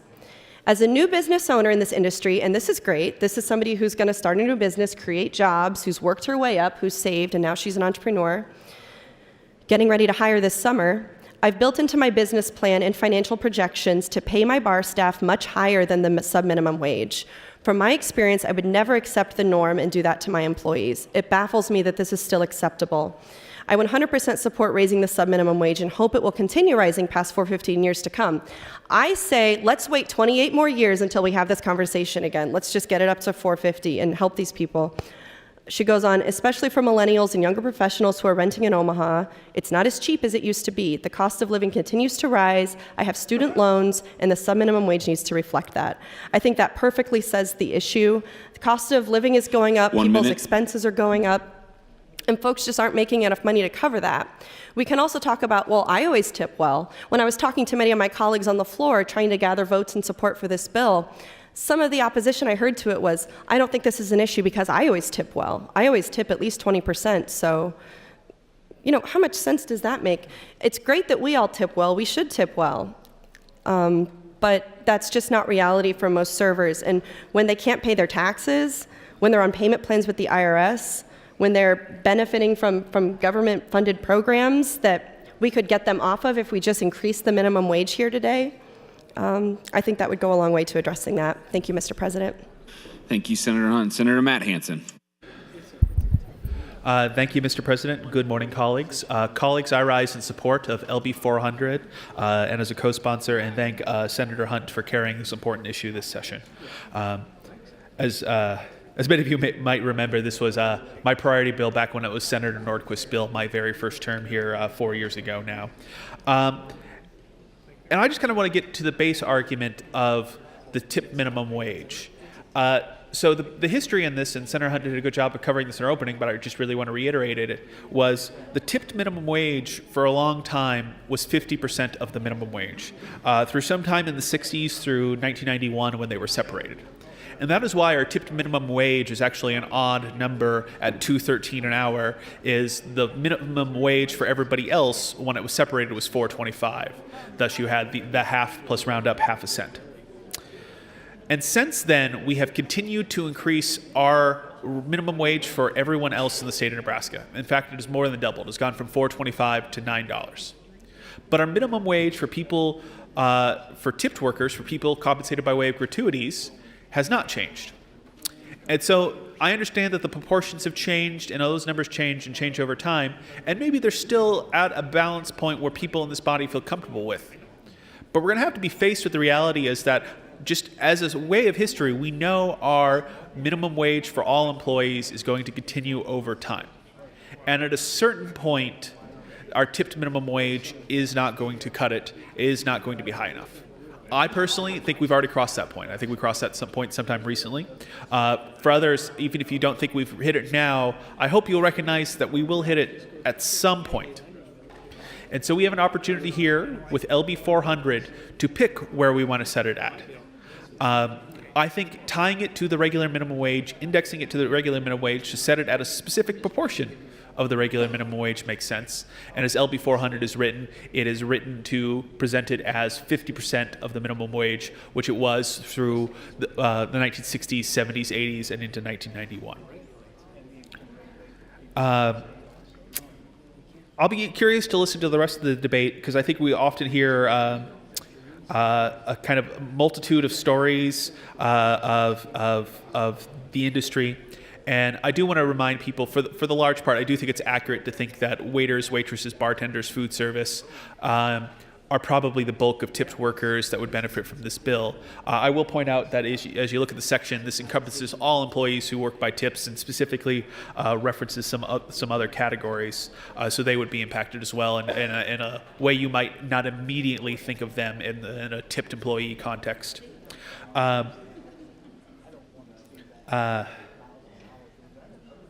Yes. So I just want to take that step back, but as we talk about it, we're going to hear some stories, and I know there are always some stories of waiters and waitresses in very, high-end steakhouses that make a very good living and are tipped very well, but then we also see that the industry standard, the industry average is very low. And so just knowing the law of averages, for that to be true, for somebody to have a very high-paying, very well-secured, high-end, job as a server in a high-end restaurant, for our average hourly wage for a waiter and waitress to be as low as it is, we know somebody else must have the opposite to balance that out. And that's the kind of thing is we're going to have to keep in mind is, obviously, as a category with this bill, we are impacting all of the members of the group. And so if there are some members who don't need it, that case may be fair. I would argue that number is probably much smaller than sometimes it's represented to be. 1 minute. Thank you, Mr. President. But looking at waiters and waitresses, as our Department of Labor categorizes them, it says the average hourly wage for waiters and waitresses in the state of Nebraska, depends on the region, but for some parts of the region, the average for the entire industry, for some parts of the state, is $9.36. Statewide average from 2016, it's $10.17. And so as we hear this debate going on and we talk about who is a waiter, who is a waitress, who is somebody who lives on tipped wages, let's kind of keep in mind that it's close. I mean, it's the minimum wage. It is a minimum wage. And even with tips, you have the volatility of the industry, you have the volatility of a bad shift, you have the delay in your employer making you whole, because that $9 minimum wage is over the pay period. It's not over any given day or any given shift. Time. Thank you, Mr. President. Thank you, Senator Hansen. Senator LeGrone. Thank you, President Hilgers. I rise in opposition to LB 400. And it doesn't have anything to do with the policy. It goes more to a foundational point, and that is, what is the role of government? And I think that our market economy and our capitalist system is what has has brought our economy to be the largest and most prosperous in the world. And I think that is really a foundational point. I think the forces that drive that are incredibly strong and incredibly advantageous. For example, I believe it was in 2000, might have been slightly earlier, might have been 1990, when the UN set the goal of having extreme poverty by, I believe it was 2020. We reached that goal in 2010. And the reason we did so is because of the free market system and the market forces that go along with capitalism. They're able to raise people out of poverty through market access. And so I'm opposed to this bill because it sets an artificial cost for labor. And I recognize that we do that in a lot of other places, but just because we do that in a lot of other places doesn't mean that I'm going to support raising that even higher. I think that we should allow entities and restaurants, mostly in this case, and bars, to pay what people are willing to work for. I think that is how our market system sets what that wage should be. And it's already been talked about how they have to make up the difference for to get to the $9 minimum wage.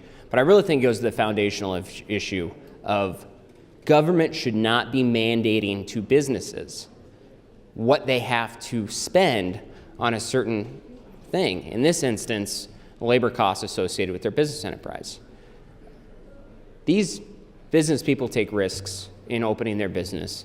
They operate on very small margins. Anyone will tell you that the industries that employ tipped workers are usually industries where the profit margins are incredibly small. And so with how tight those operations are, I don't think that it is this body's responsibility to tell them how to run their business. Certainly not any more than we already do. So it really gets to my foundational concern that we should not be setting a cost for labor. And when we've seen this take place in other places across the country, as there's been this movement for higher minimum wage, when it gets to the overall minimum wage, we've seen that what it does by artificially increasing the cost of labor is it actually, because these entities don't have any more money to spend on this, they reduce the amount of hours of their workers so that they are paying those workers more, yes, that are still working, but there are fewer workers that get those hours. Now, we haven't really seen a drop-off in the unemployment rate, simply a reduction in hours so that their costs stay about the same. And so it doesn't actually result, we haven't really seen it result in really more money being paid, simply more money being paid for the condensed amount of time worked, which some people might find that favorable. That's certainly, an argument in favor of it, is that you would work less and get paid more, and that's, that gets to the policy discussion. But my opposition is really at the core issue of, is this something government should be doing, is setting a price for something in the market system? And I think the answer to that question is a resounding no. Thank you, Mr. President. Thank you, Senator LaGrone. Senator Halloran, you are next. Thank you, Mr. President. Colleagues, good morning. Nebraskans, good morning. Let me give you a little perspective from someone who operates a restaurant, has managed restaurants. It's been mentioned that it's a low-margin business, and it's also a high-cost business to get into business. To get into the restaurant business, you're looking at a range from $300,000 for a fast-serve restaurant to $1.5, $2 million to build a restaurant. The margin's 3 to 5%, very low. Let me give you a quick background about when I hire a server. This is the process I go through. We'll sit down for the interview, and part of the interview, I will explain or detail to the server that I'm offering that server an opportunity to run their own small business under the confines of my restaurant. I'm providing the overhead, I'm providing the building, I'm providing the advertisement, I'm providing the chairs, the tables, I'm providing the food prep, I'm providing the food cooking, providing the music. And all they have to do for their little business, I'll assign them 4 to 5 tables, depending on their ability to serve those tables adequately. All they have to do is give tremendous service to their guests, and they will be rewarded if they give great service with tips. Now, it's been said here that, a rather broad statement, maybe I missed it. It's been said that 84% of restaurateurs or people who hire people for gratuities don't accurately declare or bring their personnel or their employees up to the minimum wage. I would like to see some evidence of that. And if you've got evidence for that, then we need to increase the enforcement of the Labor Department to make sure that those people get caught and are doing what they're legally required to do. Now, after I've hired a server, created a small business environment for them to do their business, it only takes one table of 4 guests, $12 apiece, $48 times a 15% gratuity is $7.20. You add that to the $2.13, they're above the minimum wage with just one table. The other 3 or 4 tables, as they fill those tables and provide service to their guests, that's gravy. The tips they get above that are gravy for that first hour, for the second hour, for the third hour of their shift. I want these folks to make good money at what they do, and I'm providing them the opportunity, as all restaurateurs are, to provide excellent service and get rewarded for that service. So I think it's important for us to keep in mind as well that the people who receive gratuities, on average, are receiving, and this is according to the Nebraska Department of Labor Occupation Wages Report 2018, waiters and waitresses average $12.67 per hour. This is a problem. This is a solution in search of a problem. Okay. If I have a server that comes to me at the end of the day when I close out, and I see that server is not making enough tips to bring it to minimum wage, I bring them to minimum wage. But then the next day I sit down with that server and I discuss with them, why is it that you as a server aren't getting as many tips as the rest of the servers are?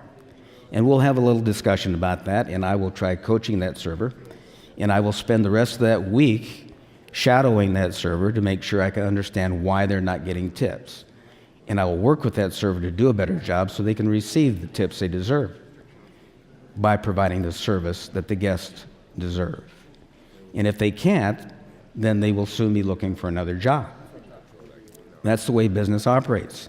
You either give service to the guest that the guests are willing to provide a tip for, or that server does not work for you any longer, and they can find some other place to do business. But it is a business opportunity I provide for them, and many servers are very grateful for that, and they do well. So I would like to see the information that 84%, I think was a figure, of restaurateurs don't provide minimum wage. Thank you. Thank you, Senator Halloran. Senator Lowe, you are recognized. Thank you, President Hilgers. You know, I've run many businesses over the course of my lifetime. 5 of those, I think it's 5, it might be 6. 5 of those had to do with waitresses and bartenders and tipped personnel. Not one of them ever complained about their wage. Not one of them. And it started out at that time at $2.05 an hour when I first started. Oh, and before my 5 or 6 places, I also managed about that same number of businesses, all in the bar restaurant time period. Not one of those ever complained about their wages at $2.05 an hour. Why? Because they were making great money in tips.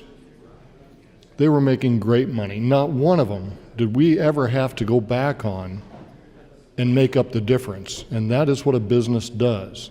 If you don't make up to minimum wage, The business then brings you up to minimum wage.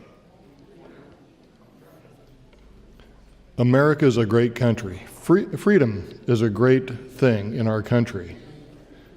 If a waitress or bartender or waitstaff is not happy at their business, happy with what they're doing, I'm not holding them there. I'm not telling them they have to stay in this business.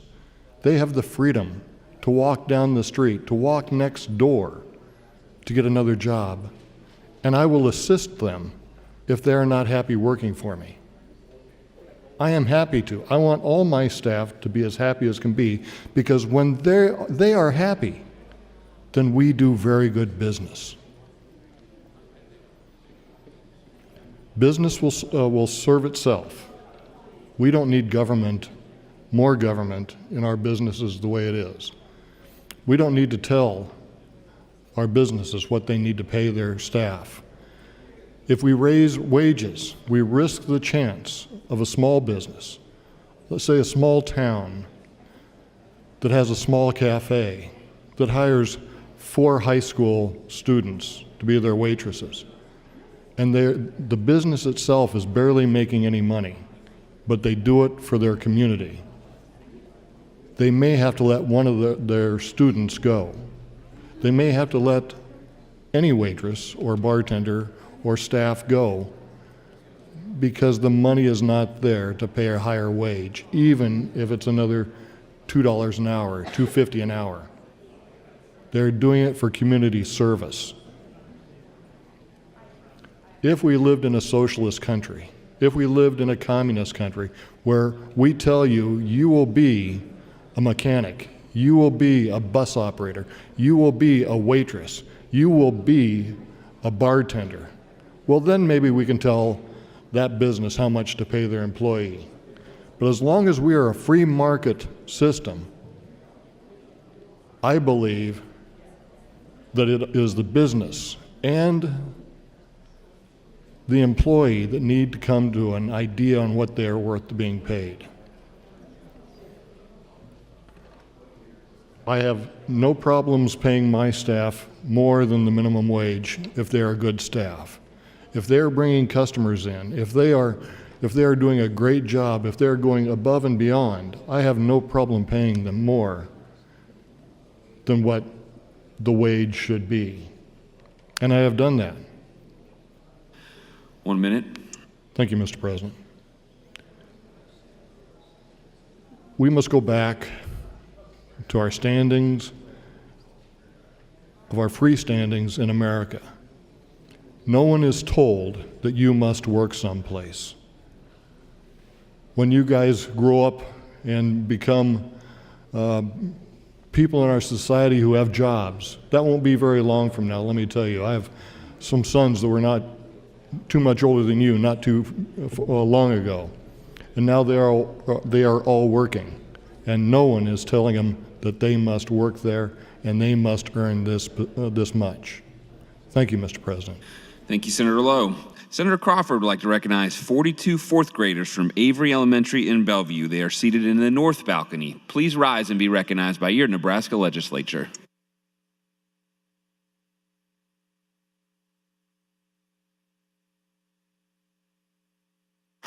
Mr. Clerk, for items. Thank you, Mr. President. The Revenue Committee reports to General File Legislative Bill 76, 236, 266, and 218, some having committee amendments. The General Affairs Committee reports to General File Legislative Bill 734, having committee amendments. Legislative Resolution 42, introduced by Senator Lathrop, that'll be read and laid over. That's all I have at this time, Mr. President.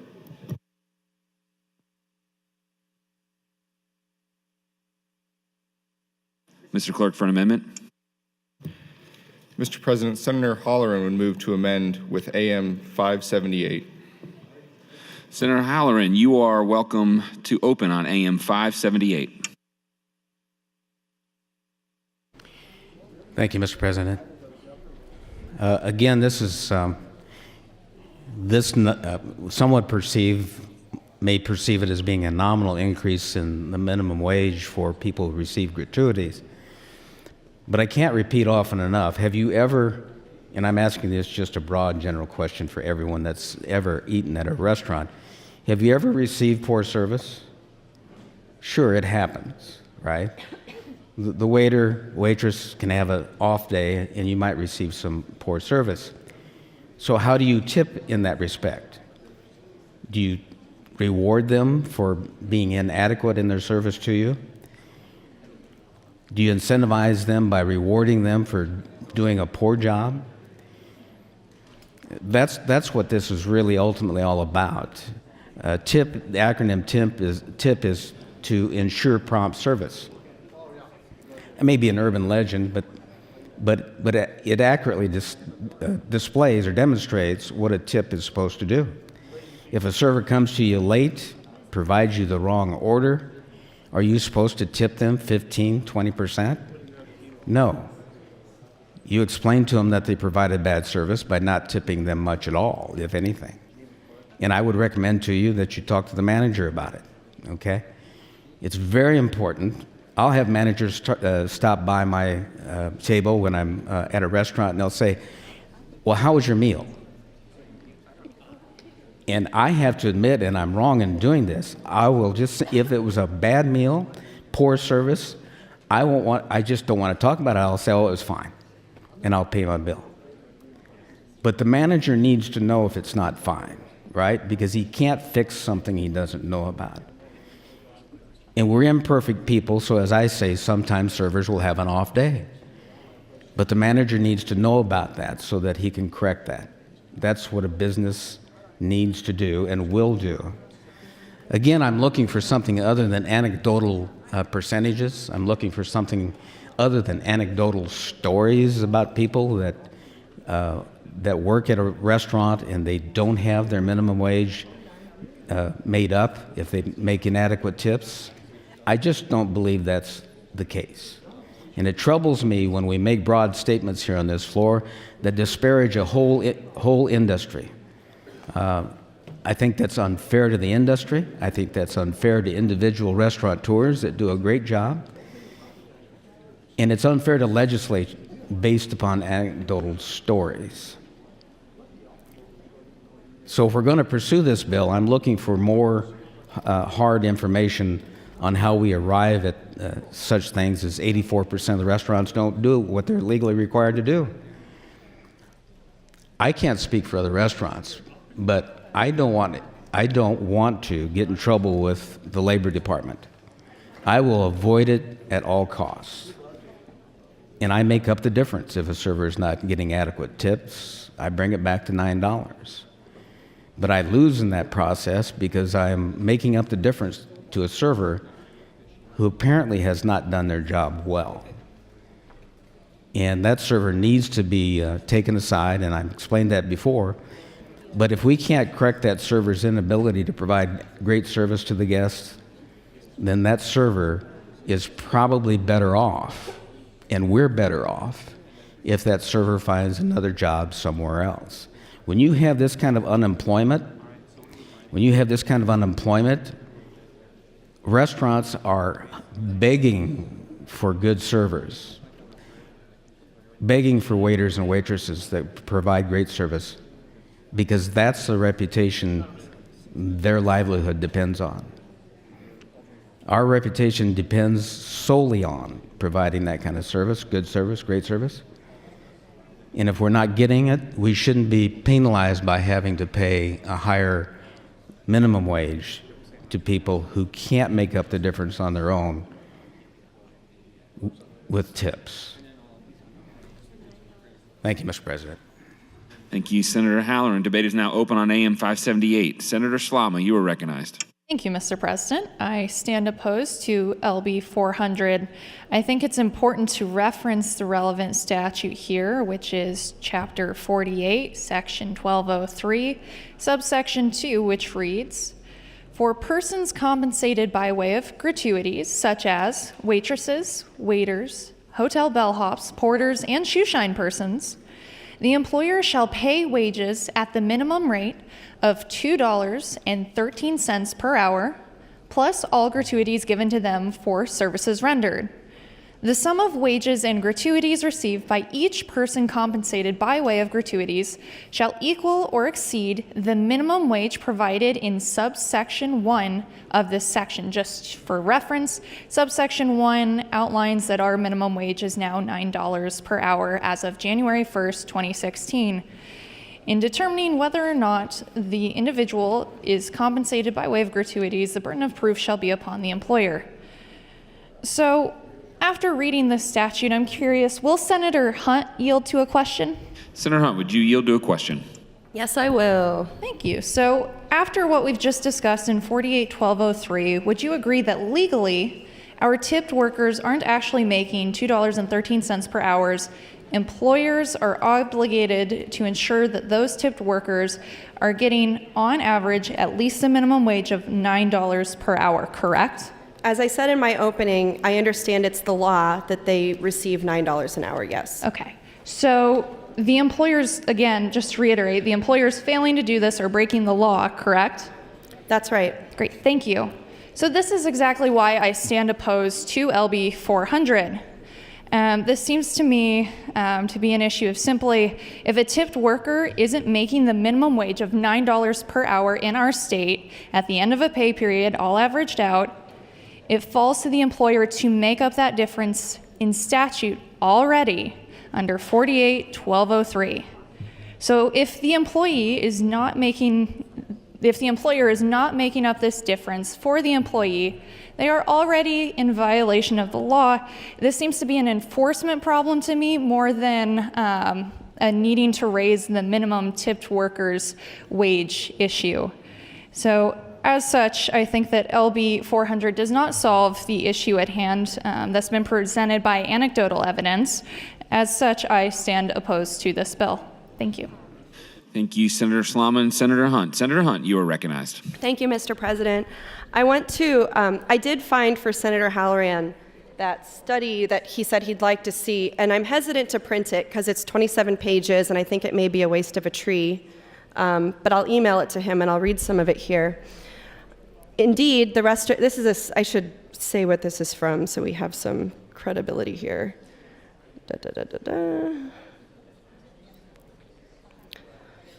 This is from the Economic Policy Institute and Center on Wage and Employment Dynamics. So it says, indeed, the restaurant industry is fraught with violations. In the most recent compliance sweep of nearly 9,000 full-service restaurants by the U.S. Department of Labor's Wage and Hour Division, 83.8% of investigated restaurants had some type of violation. So this is just wage violation. In total, the department recovered $56.8 million in back wages for nearly 82,000 workers and assessed $2.5 million in civil money penalties.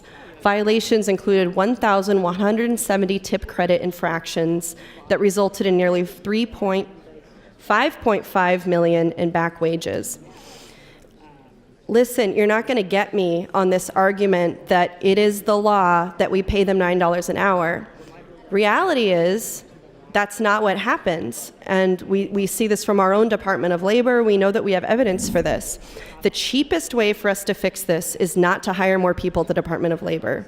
The cheapest way to fix this is to raise the minimum wage a little bit for the first time since 1991. For the first time since most tipped workers were born. This just gets, I think, in this body to kind of a fundamental difference in some of our values. We heard on the floor that the wage should be whatever people are willing to work for, or that the government should not be setting a cost for labor. That's just fundamentally not what I believe, and so if that's your hard and fast value, then this is not an issue that we're really going to agree on, because I think it's the right thing for us to do to increase the minimum wage from $2.13 an hour for the first time since 1991, because it is the role of government to set a cost for labor. We literally do that. We've literally done that 7 times since 1991 for the standard minimum wage. And to conflate the rising subminimum wage To conflate raising it to $4.50 an hour in 2019 with socialism, as Senator Lowe did, it's a little overdramatic for me because I think that reasonable people know that this isn't socialism. That's not remotely what's happening here. Senator Halloran also talked about the cost of starting a business as a restaurant worker, as a restaurant owner, and I understand the cost of starting a business. I've started 4 businesses. One of them failed horribly, and none of them have made me rich. And he sees restaurant workers as entrepreneurs who are rewarded by tips for giving great service. But we know that tipped workers are more susceptible to harassment and worse because they have to hustle so hard to earn that wage, to earn a living wage, to even pay their taxes and come off government benefits, as we have extensive testimony about. In 2009, a professor at Cornell University named Dr. Michael Lind published a study that found that waitresses in the United States with blonde hair, smaller waists, and larger breasts received higher tips than other women. His findings circulated among restaurant hiring teams and managers eager to jack up sales. And research after the release of this study found that more women with these traits were hired. This article says a whopping 90% of women in the U.S. restaurant industry report being subject to unwanted sexual advances at work, and more than half of women say these interactions occur weekly, according to the Restaurant Opportunity Center report from 2014. For the restaurant industry, which employs 10% of the overall U.S. workforce, and where women outnumber men 2 to 1, the magnitude of sexual harassment is difficult to fathom.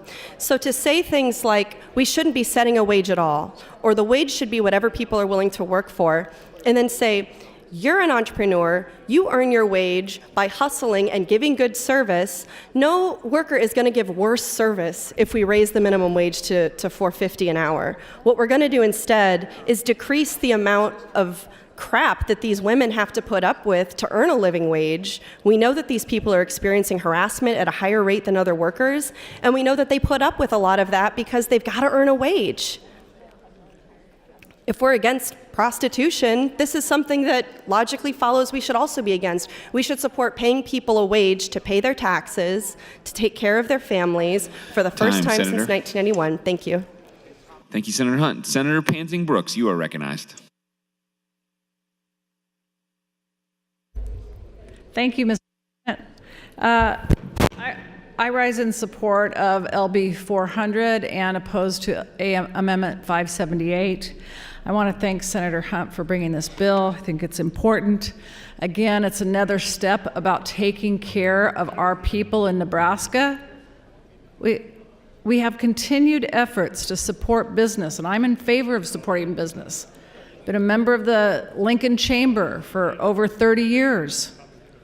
We believe in helping businesses thrive. But you know what else I believe in? Helping our people thrive and not working at every step to make sure that our Nebraskans have difficulties in their employment, in the hard work that they do, and especially for reasons that are just ridiculous, like the person whom they love. But that's another topic for another point. Today we're talking about the tipped minimum wage, which hasn't changed since 1991, $2.13. I've heard stories about, of course, we have people in this body that are good tippers. And we have people in this body, and I would hope that we are all good tippers. We are very fortunate people in this body, and we should be good tippers. So I don't feel like I need to pat myself on the back because I am a good tipper. And 10% to me is really low and not a good tipper, but that's another issue too. Again, the federal minimum wage in 1991, which is the last time that this was changed, was $4.25. The tip minimum wage was half of what the federal minimum wage was. So fortunately, the federal minimum wage has moved up, but unfortunately, we have not been quite as concerned about the people who are, quote unquote, willing to work for whatever they can. Gosh, we've just heard that an artificial increase in the cost of minimum wage will damage business. Well, maybe that's not a good business model. What about that theory? Do we want businesses that prey on the vulnerable and those who want to do anything they can to make a dollar? Or do we want businesses that work together with employees to help our state thrive, to help our businesses thrive?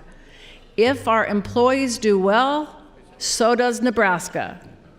If our employees are paid a reasonable wage, guess what? Those dollars go into our economy. How many pairs of jeans can the employer buy versus how many pairs of jeans can the employees buy?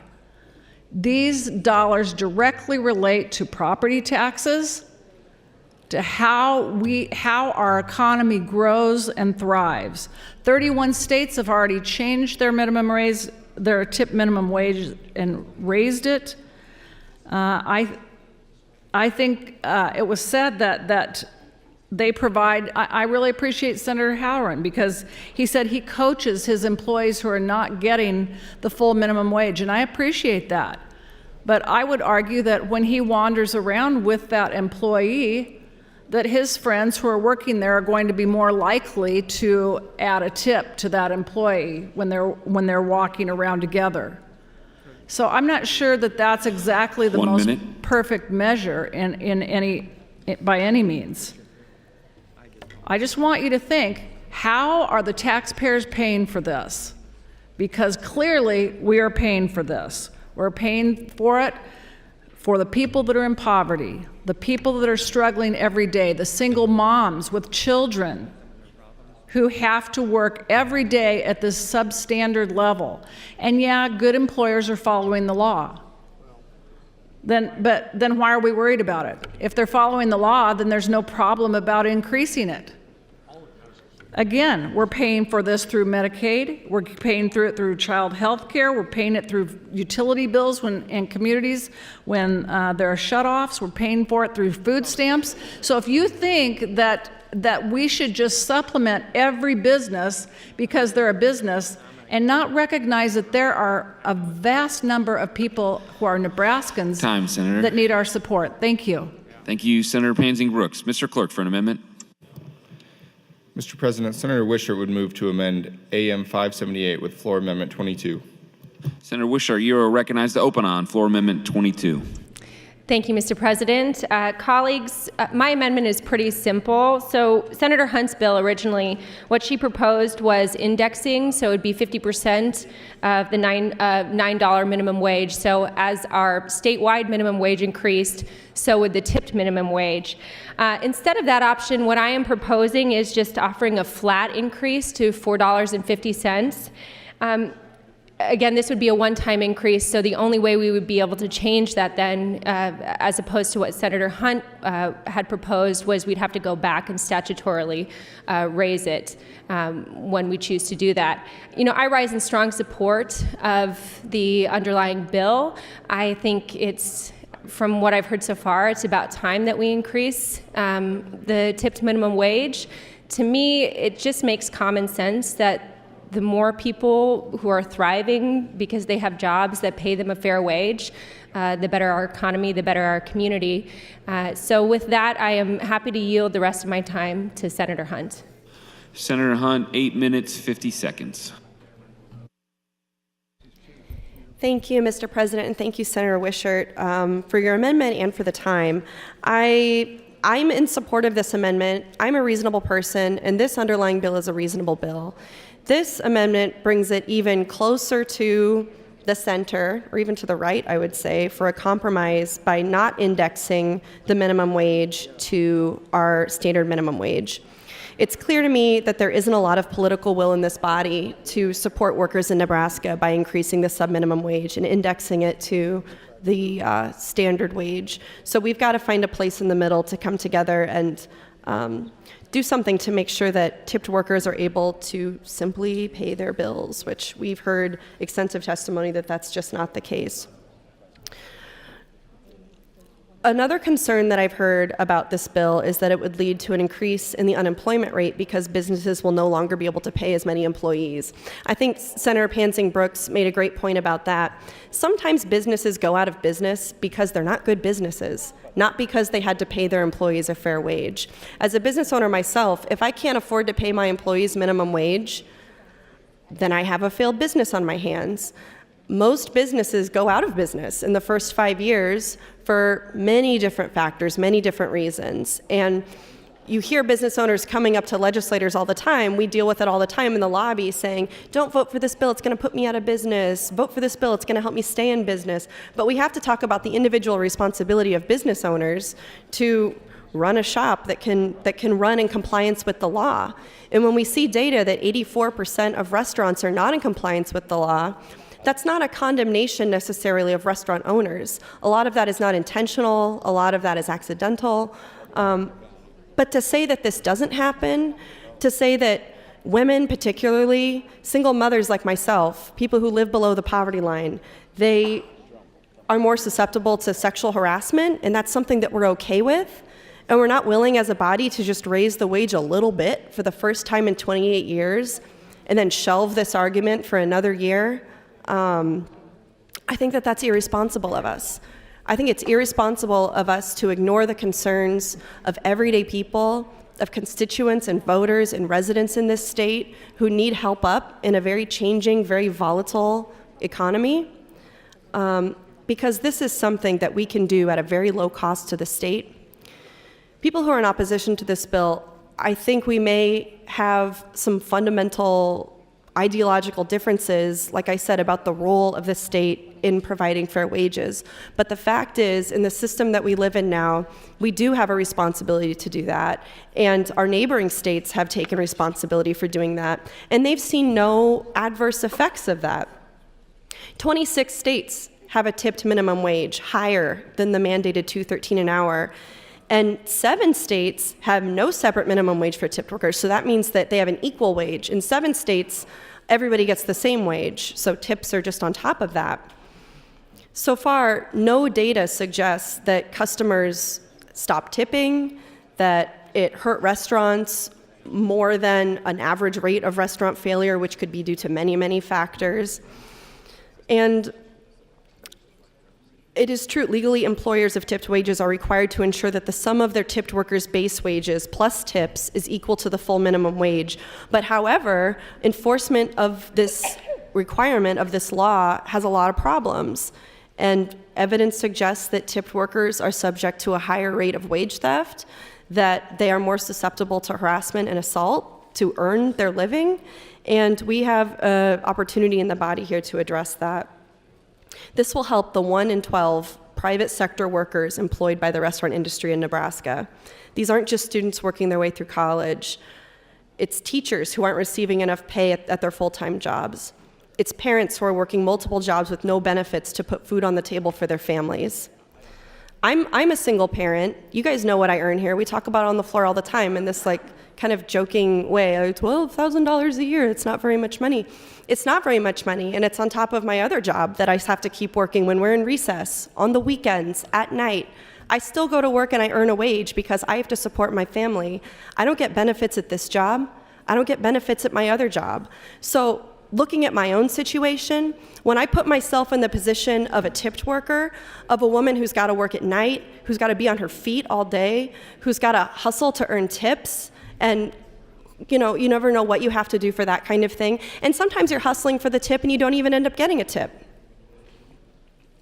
To debase and demean yourself like that, to earn $2.13 an hour and then no tip at all. We also know that a lot of tipped workers earn that $2.13 an hour during hours where they're not earning any tips because they're not serving people. Maybe there's no one in the restaurant. Maybe they're rolling silverware, or they're setting up for the day, or they're closing down for the day. Those are hours that they work where they don't even earn tips at all. So we can see that we have an opportunity here to help these people by passing this bill. I support Senator Wishart's floor amendment. I think that this is a good compromise for us, and I hope that you all take a look at it and give it some strong consideration. Thank you. Thank you, Senator Wishart and Senator Hunt. Debate is now open on Floor Amendment 22. Senator Erdman, you are recognized. Thank you, Mr. President. Good morning again. I hear the comments about 26 or 28 other states have raised their minimum wage for servers. And we talk about things that we must do, what other states do. Let me just remind you of something. We, Nebraska, are the only state with a unicameral. We don't get too concerned about that, but we want to catch up with everybody else and every other issue that we have. So we don't mind being different. It's okay. So I'd like to ask Senator Patty Pansing Brooks a question if she would yield. Senator Pansing Brooks, would you yield to a question? I don't see her on the floor, Senator Erdman. Okay. How about Senator Halloran? Would he yield to a question? Senator Halloran, would you yield to a question? Would be pleased to. Senator Halloran, you heard the comments that Senator Patty Pansing Brooks made about you walking around with your friends and then your waiters or waitresses get more money. Did you understand what she said? I was going to ask her that, but she's not here, so I couldn't ask her. Do you understand that? I do not understand that. When I am shadowing with the understanding from the server that I'm shadowing her to help her, when I'm shadowing, Senator Pansy Brooks is making a broad assumption that I have a huge number of friends, right? And that my restaurant's just full of my friends. Well, I've got a lot of, quite a number of frequent guests at the restaurant, but they're not influenced by knowing me on tipping the server, good or bad. Okay, I appreciate that. I appreciate your comments. Senator Hunt, would you yield a question? Senator Hunt, would you yield to a question? Yes. Senator Hunt, how much more do you think the compensation will be if this bill passes for those people who work for tips? What would their increase in salary be? I don't know the exact number, but I didn't point to other states to say we need to be like every other state or that Nebraska is not great and unique. It's because it happened in other states and the sky didn't fall. And we did see that people had more take-home pay.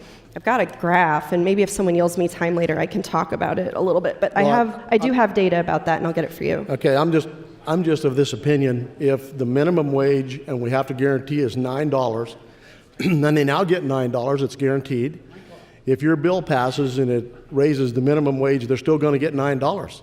So the point is, if we don't pass this bill, the same thing happens as if we do pass it. And so I don't understand why raising the minimum wage will help them get more money. But here's what it will do. This is what it will do. It'll force the owners of the restaurants to pay more money. And when they pay more money, spend more money, and it's a very low volume business, very low margin business, they will have to raise the price of the products they sell, which is food. And if you raise the price of food, you have less customers. If you have less customers, you get less tips. So it doesn't look like this is the method that we should use to try to encourage them to get more money or pay them more.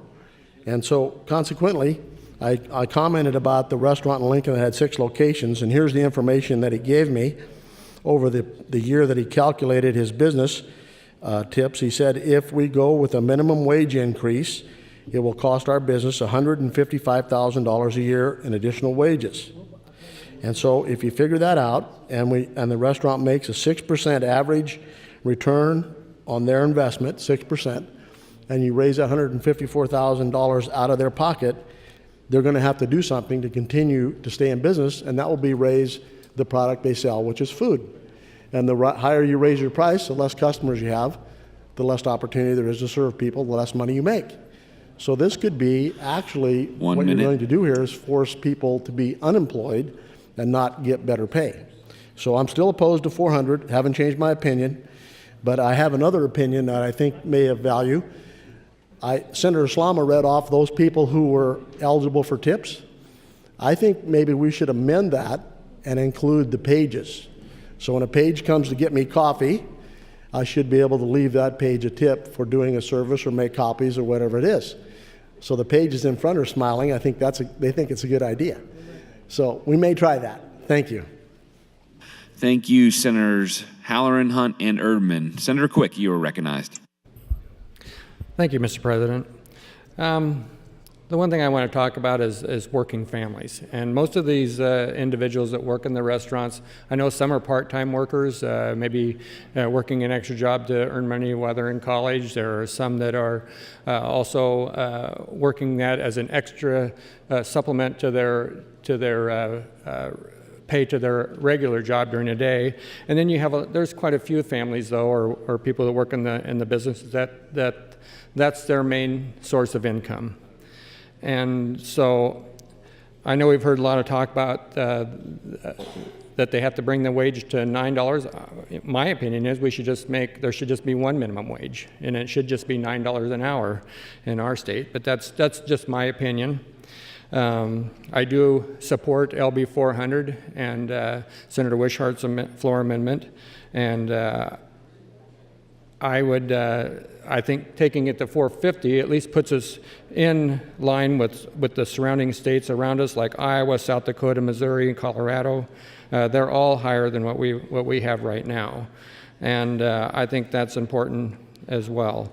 I know that a lot of the tipped workers also, in some of the restaurants anyway, have to tip out maybe the bartender, maybe they have to tip out the kitchen staff, or they have to tip out some of the people that bus tables. So their tips, they don't get to keep all of their tips. Maybe some of the employers, they run it differently, but I know where my daughter actually worked in a restaurant, or a bar restaurant, while she's going to college at UNO, and she had to tip out the bartenders, and I think the kitchen as well. I can tell you that sometimes she didn't like doing that, but that was a requirement for them to do that, to take her tips and give it to them. So that also detracts from their wages. I think we also have to look at, there are a lot of jobs out there that we currently give tips to that actually fall under the regular minimum wage, the $9 minimum wage. Every time you go to maybe a hairdresser, you're always people tip them as well. Your taxi, when you tip someone in their taxi, or a Uber, or there's lots of jobs out there that we already tip workers who would fall under the regular minimum wage. And I guess that's one of my reasons for making it just $9 an hour, because these families are trying to support themselves. I know a lot of times too that these employees also are not receiving benefits. So that is another big issue for some of them, because the ones that do have families at home and have kids, they're also away from home, so someone has to be watching the kids. So either they're away from their families at that time, or they're having to pay for daycare, which really working a job like this, there's no way that they could do that and afford daycare. I think as far as, you look at the health insurance issue, I mean, that's another issue. There would be no benefits for health insurance or any type of retirement benefit either in this line of work. So I think a lot of people could use this benefit of increasing the minimum wage to at least $4.50. I don't think it's going to hurt the employers as much as they say. And with that, I would yield the rest of my time to Senator Hunt if she wishes. Senator Hunt, 1 minute. More. Here's this too. It's two on the mic. Thank you, Senator Quick, and thank you very much. There was a question from Senator Erdman about whether wages go up for tipped workers when states increase the tip minimum wage, and the answer is yes. According to the EPI analysis of current population survey, annual social and economic supplement microdata, this is from an article, the poverty rates of tipped workers, this analyzes the poverty rates of tipped workers, non-tipped workers, and wait staff and bartenders by state tipped minimum wage. And what this graph shows, and I'd be happy to distribute it, but it's also a really easy Google search if you're on your computer. In states with the lowest subminimum wage, which is Nebraska, we pay our tipped workers as low as we can legally pay them. The poverty level for those workers is 18.5%. Time, Senator. Thank you. Thank you, Senator Hunt and Senator Quick. Senator Halloran, you are recognized. Thank you, Mr. President. Colleagues, would Senator Hunt yield to a question or two? Senator Hunt, would you yield to a question? Yes. Thank you, Senator Hunt. Your bill uses the power of the state to force an employer to pay a worker a higher age, correct? Yeah. Does your bill force an employer to keep a worker who isn't worth their higher wage? No. What's an employer to do? Well, we're a right-to-work state. An employer can fire an employee for pretty much Okay. any reason, including being gay. What happens to an employee who is fired because they aren't worth their higher wage? They can go work somewhere else. They'll have to find another job. Okay. Study after study. They could come work for me. That might be okay. How many businesses have you started up? 4. How many are in business now? 2. Okay. Study after study clearly illustrates that every time the minimum wage is increased, there's a corresponding decrease in entry-level jobs for teenagers, low or no-skill workers trying to enter the workforce. Minimum wage laws hurt those most vulnerable people in our society, our youth, unskilled, and undereducated citizens who already face many difficult barriers to their gainful employment. Now, restaurants do have options. Senator Erdman hinted at some of those. If we have to increase our minimum wage for people who receive gratuities, and we find our profit margins slipping, don't want to go out of business because we want to keep the employees hired, and we want to make a profit, nothing dirty about that, then we have several options. We're not going to reduce the cost of food. The cost of food is driven by commodity values, and we have little or no control over that. You're forcing us to raise the minimum wage, so we've got no control over that. Our option is to reduce our staff. And it's not a great option because if we reduce our staff, we're going to end up overworking the remaining staff. We're going to end up less satisfying our guests because they have inadequate number of servers. And that will snowball into guests not coming back. We live on repeat customers. Most businesses do. There have been remarks made on the floor that I find intolerable, distasteful, beyond the pale. There's been remarks about restaurateurs preying on the vulnerable. Waitressing is the same as prostitution, really? Restaurateurs harass their employees and assault their employees. Others have used that. Okay. But others have used that. I find that kind of disparaging language unnecessary. The industry is a respectable industry. We respect our employees. We depend on our employees. If the employees don't show up and do the job they're supposed to do, we shut our doors. Not that we'd want to, but it just shows how dependent we are on those employees. Thank you, Mr. President. Thank you, Senator Hunt and Senator Halloran. Senator Kavanaugh, you are recognized. Thank you, Mr. President. I rise today in support of Senator Hunt's LB 400. I also support Senator Wishart's amendment. So I did some research while I was sitting here listening, and in 1990, the cost of a pound of hamburger meat was 89 cents. In 2013, the cost of hamburger meat was $4.68. That's 5 times an increase. I looked up hamburger meat because that's something that we commonly, well, not me, I'm a vegetarian, but that's something that most people commonly order a hamburger when they're out to eat. And the fact that we can have a rise in the cost of a burger 5 times, but we can't pay the people that are serving it to you an increase from $2.13 to $4.50 in 28 years is unconscionable to me. I've worked in the wait service industry as a tipped worker, and it was quite a long time ago, but not more than 28 years, so I made $2.18 and had to rely on the generosity of the patrons to make a living. I had an apartment, I had my college tuition to be paying for, I had to buy food. In order to survive, I needed to make sure that I got tips.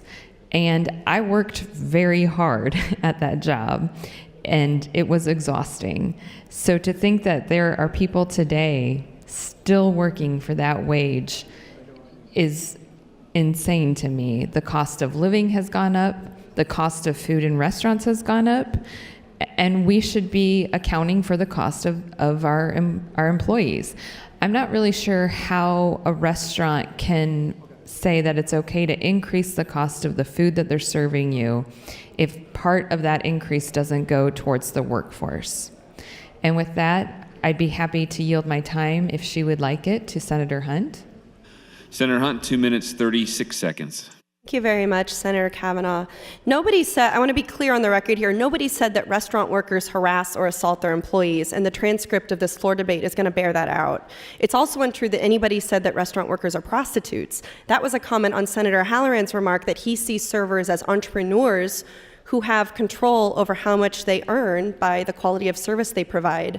But we know a few things based on credible research conducted by universities over years. One of those things is that nearly 40% of all sexual harassment claims made to the federal agency that deals with workplace discrimination originate with misconduct in the restaurant industry. Between 2004 and 2014, restaurants in 15 states, including Nebraska, surrendered $10 million in damages for sexual harassment cases.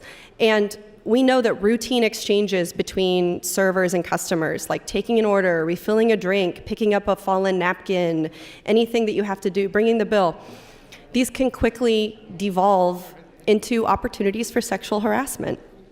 This is not on the part of the restaurant. This is not something they can control necessarily. But when you tie somebody's wage, and we keep it at such a low wage, we say we're going to keep your wage as low as legally possible, which it is in Nebraska. If they ever raise the federal subminimum wage again, then ours will have to go up because ours is tied to that, of course. But if we say that you're like an entrepreneur, and you can earn more money if you work hard enough for it, you can earn more money if you make the customer happy enough.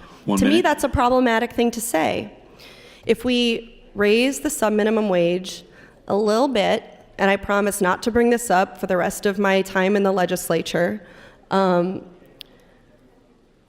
we know that it's going to have a measurable impact on the quality of life, the take-home pay, and it won't impact the service of restaurant workers who would benefit from this legislation.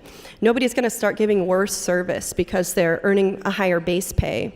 Many of these workers will still be taking home $9 an hour because raising the base pay to $4.50, they're still not going to make enough tips on that to get to $9, so they're still going to be having that made up by their employer. That's going to be the case in many restaurants on slow days when there aren't a lot of customers. So as a body, we've got to decide to just increase this wage. It's not socialism. Restaurant owners are not assaulting their employees. That's not what this is about. And with that, I'll just wrap it up. Thank you. Thank you, Senator Hunt and Senator Kavanaugh. Senator Lowe, you are recognized. Thank you, President Hilgers. This is just a bad business bill. And the FA amendment number 22, I don't agree with also. In Nebraska, we're trying to do economic development. And here we are trying to discourage businesses from hiring people because we're going to make them pay more in wages to the people that they already have. Don't we want to encourage more employment in Nebraska and not less employment? As Senator Halloran and I have been stating, that we work with our employees very closely to make sure that they are making a good wage. We don't want them taking home a minimum wage. We want them taking home as much as they possibly can. Senator Pansing Brooks brought up the question of just compare the number of pairs of jeans that an employee buys compared to the number of jeans a business owner buys.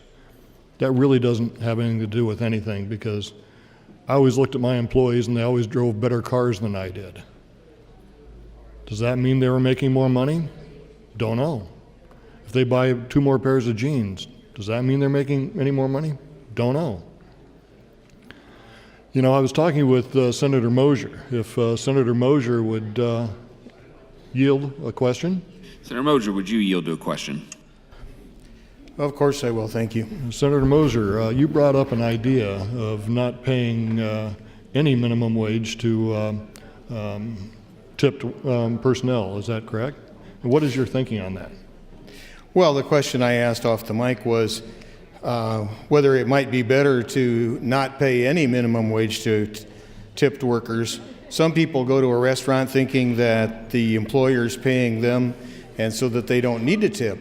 If the entire income of a server was dependent on their tips, then the customer would be more considerate to the server, I think, and I think the server would work harder to make sure that those customers were well served.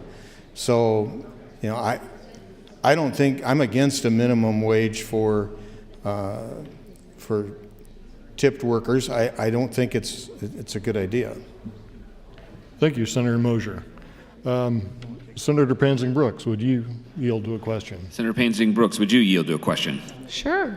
Well, thank you. You had brought up about the pairs of jeans. Is there any relevance in the number of jeans a person buys to compare to how much money they make? No, that was not my point, but thank you for asking. What I was saying was that there are more employees, so they have a better ability to invest in our economy if they're paid appropriately versus the one employer, because I'm not saying that who's buying more. I'm saying that there's more employees, and then more employees can inject more dollars into our economy. Thank you, Senator Pansing Brooks. Thank you. If we have to let go one of those employees because we've raised our minimum wage, that means they're not able to buy more things. I'd like to yield the rest of my time to Senator Groney. Senator Groney, 1 minute, 20 seconds. I'll make it quick. I'm going to stand up for the small town cafes. When we had the minimum wage debate the last time, since then if any of you urban senators have been to small towns, main streets have dried up. More businesses have closed. Small entrepreneurs, farmer wives that started little stores and knick-knack stores on Main Street had to close because they can't afford $9 an hour. They can't give the high school kid a job for $5.50, $7 anymore. This only gives a raise to the high-end waiters, the ones making $10, $12 an hour in tips, because now they're going to get instead of $2.13, $4.50 on top of that. The small town waitress is still going to make $9.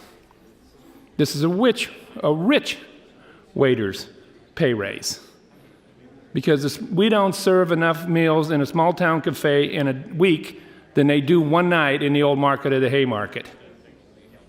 Those small town cafes offer jobs to high school kids and stuff. You just took their jobs away if you raised this. But then again, we don't care about small town Nebraska, do we? We care about the old market and the Haymarket and professional waiters and waitresses, which I admire them. I've traveled all my life. They're the only ones going to get a raise. Small town one won't. Senator. Thank you, Senator Pansing Brooks, Mosier, Lowe, and Groney. Items, Mr. Clerk? Thank you, Mr. President. The Banking Committee reports to General File Legislative Bills 15 and 619, both with committee amendments. Legislative Bill 447A, introduced by Senator McDonald, is a bill for an act relating to appropriations, appropriates funds to aid in carrying out the provisions of Legislative Bill 447. Amendments to be printed: Senator Holleran to Legislative Bill 400, Senator Wayne to Legislative Bill 98, Senator Lindstrom to Legislative Bill 610, Senator Breezy to Legislative Bill 183. An announcement: the Business and Labor Committee will exec at noon in room 2022. A series of name ads: Senator Chambers to LB 15, Senator Slama to LB 15, Senator Lowe to LB 626. Finally, a priority motion. Senator Mosier would move to adjourn until Thursday, March 14th, 2019 at 9 o'clock a.m. Members, you've heard the motion to adjourn. All those in favor say aye. Opposed say nay. We are adjourned.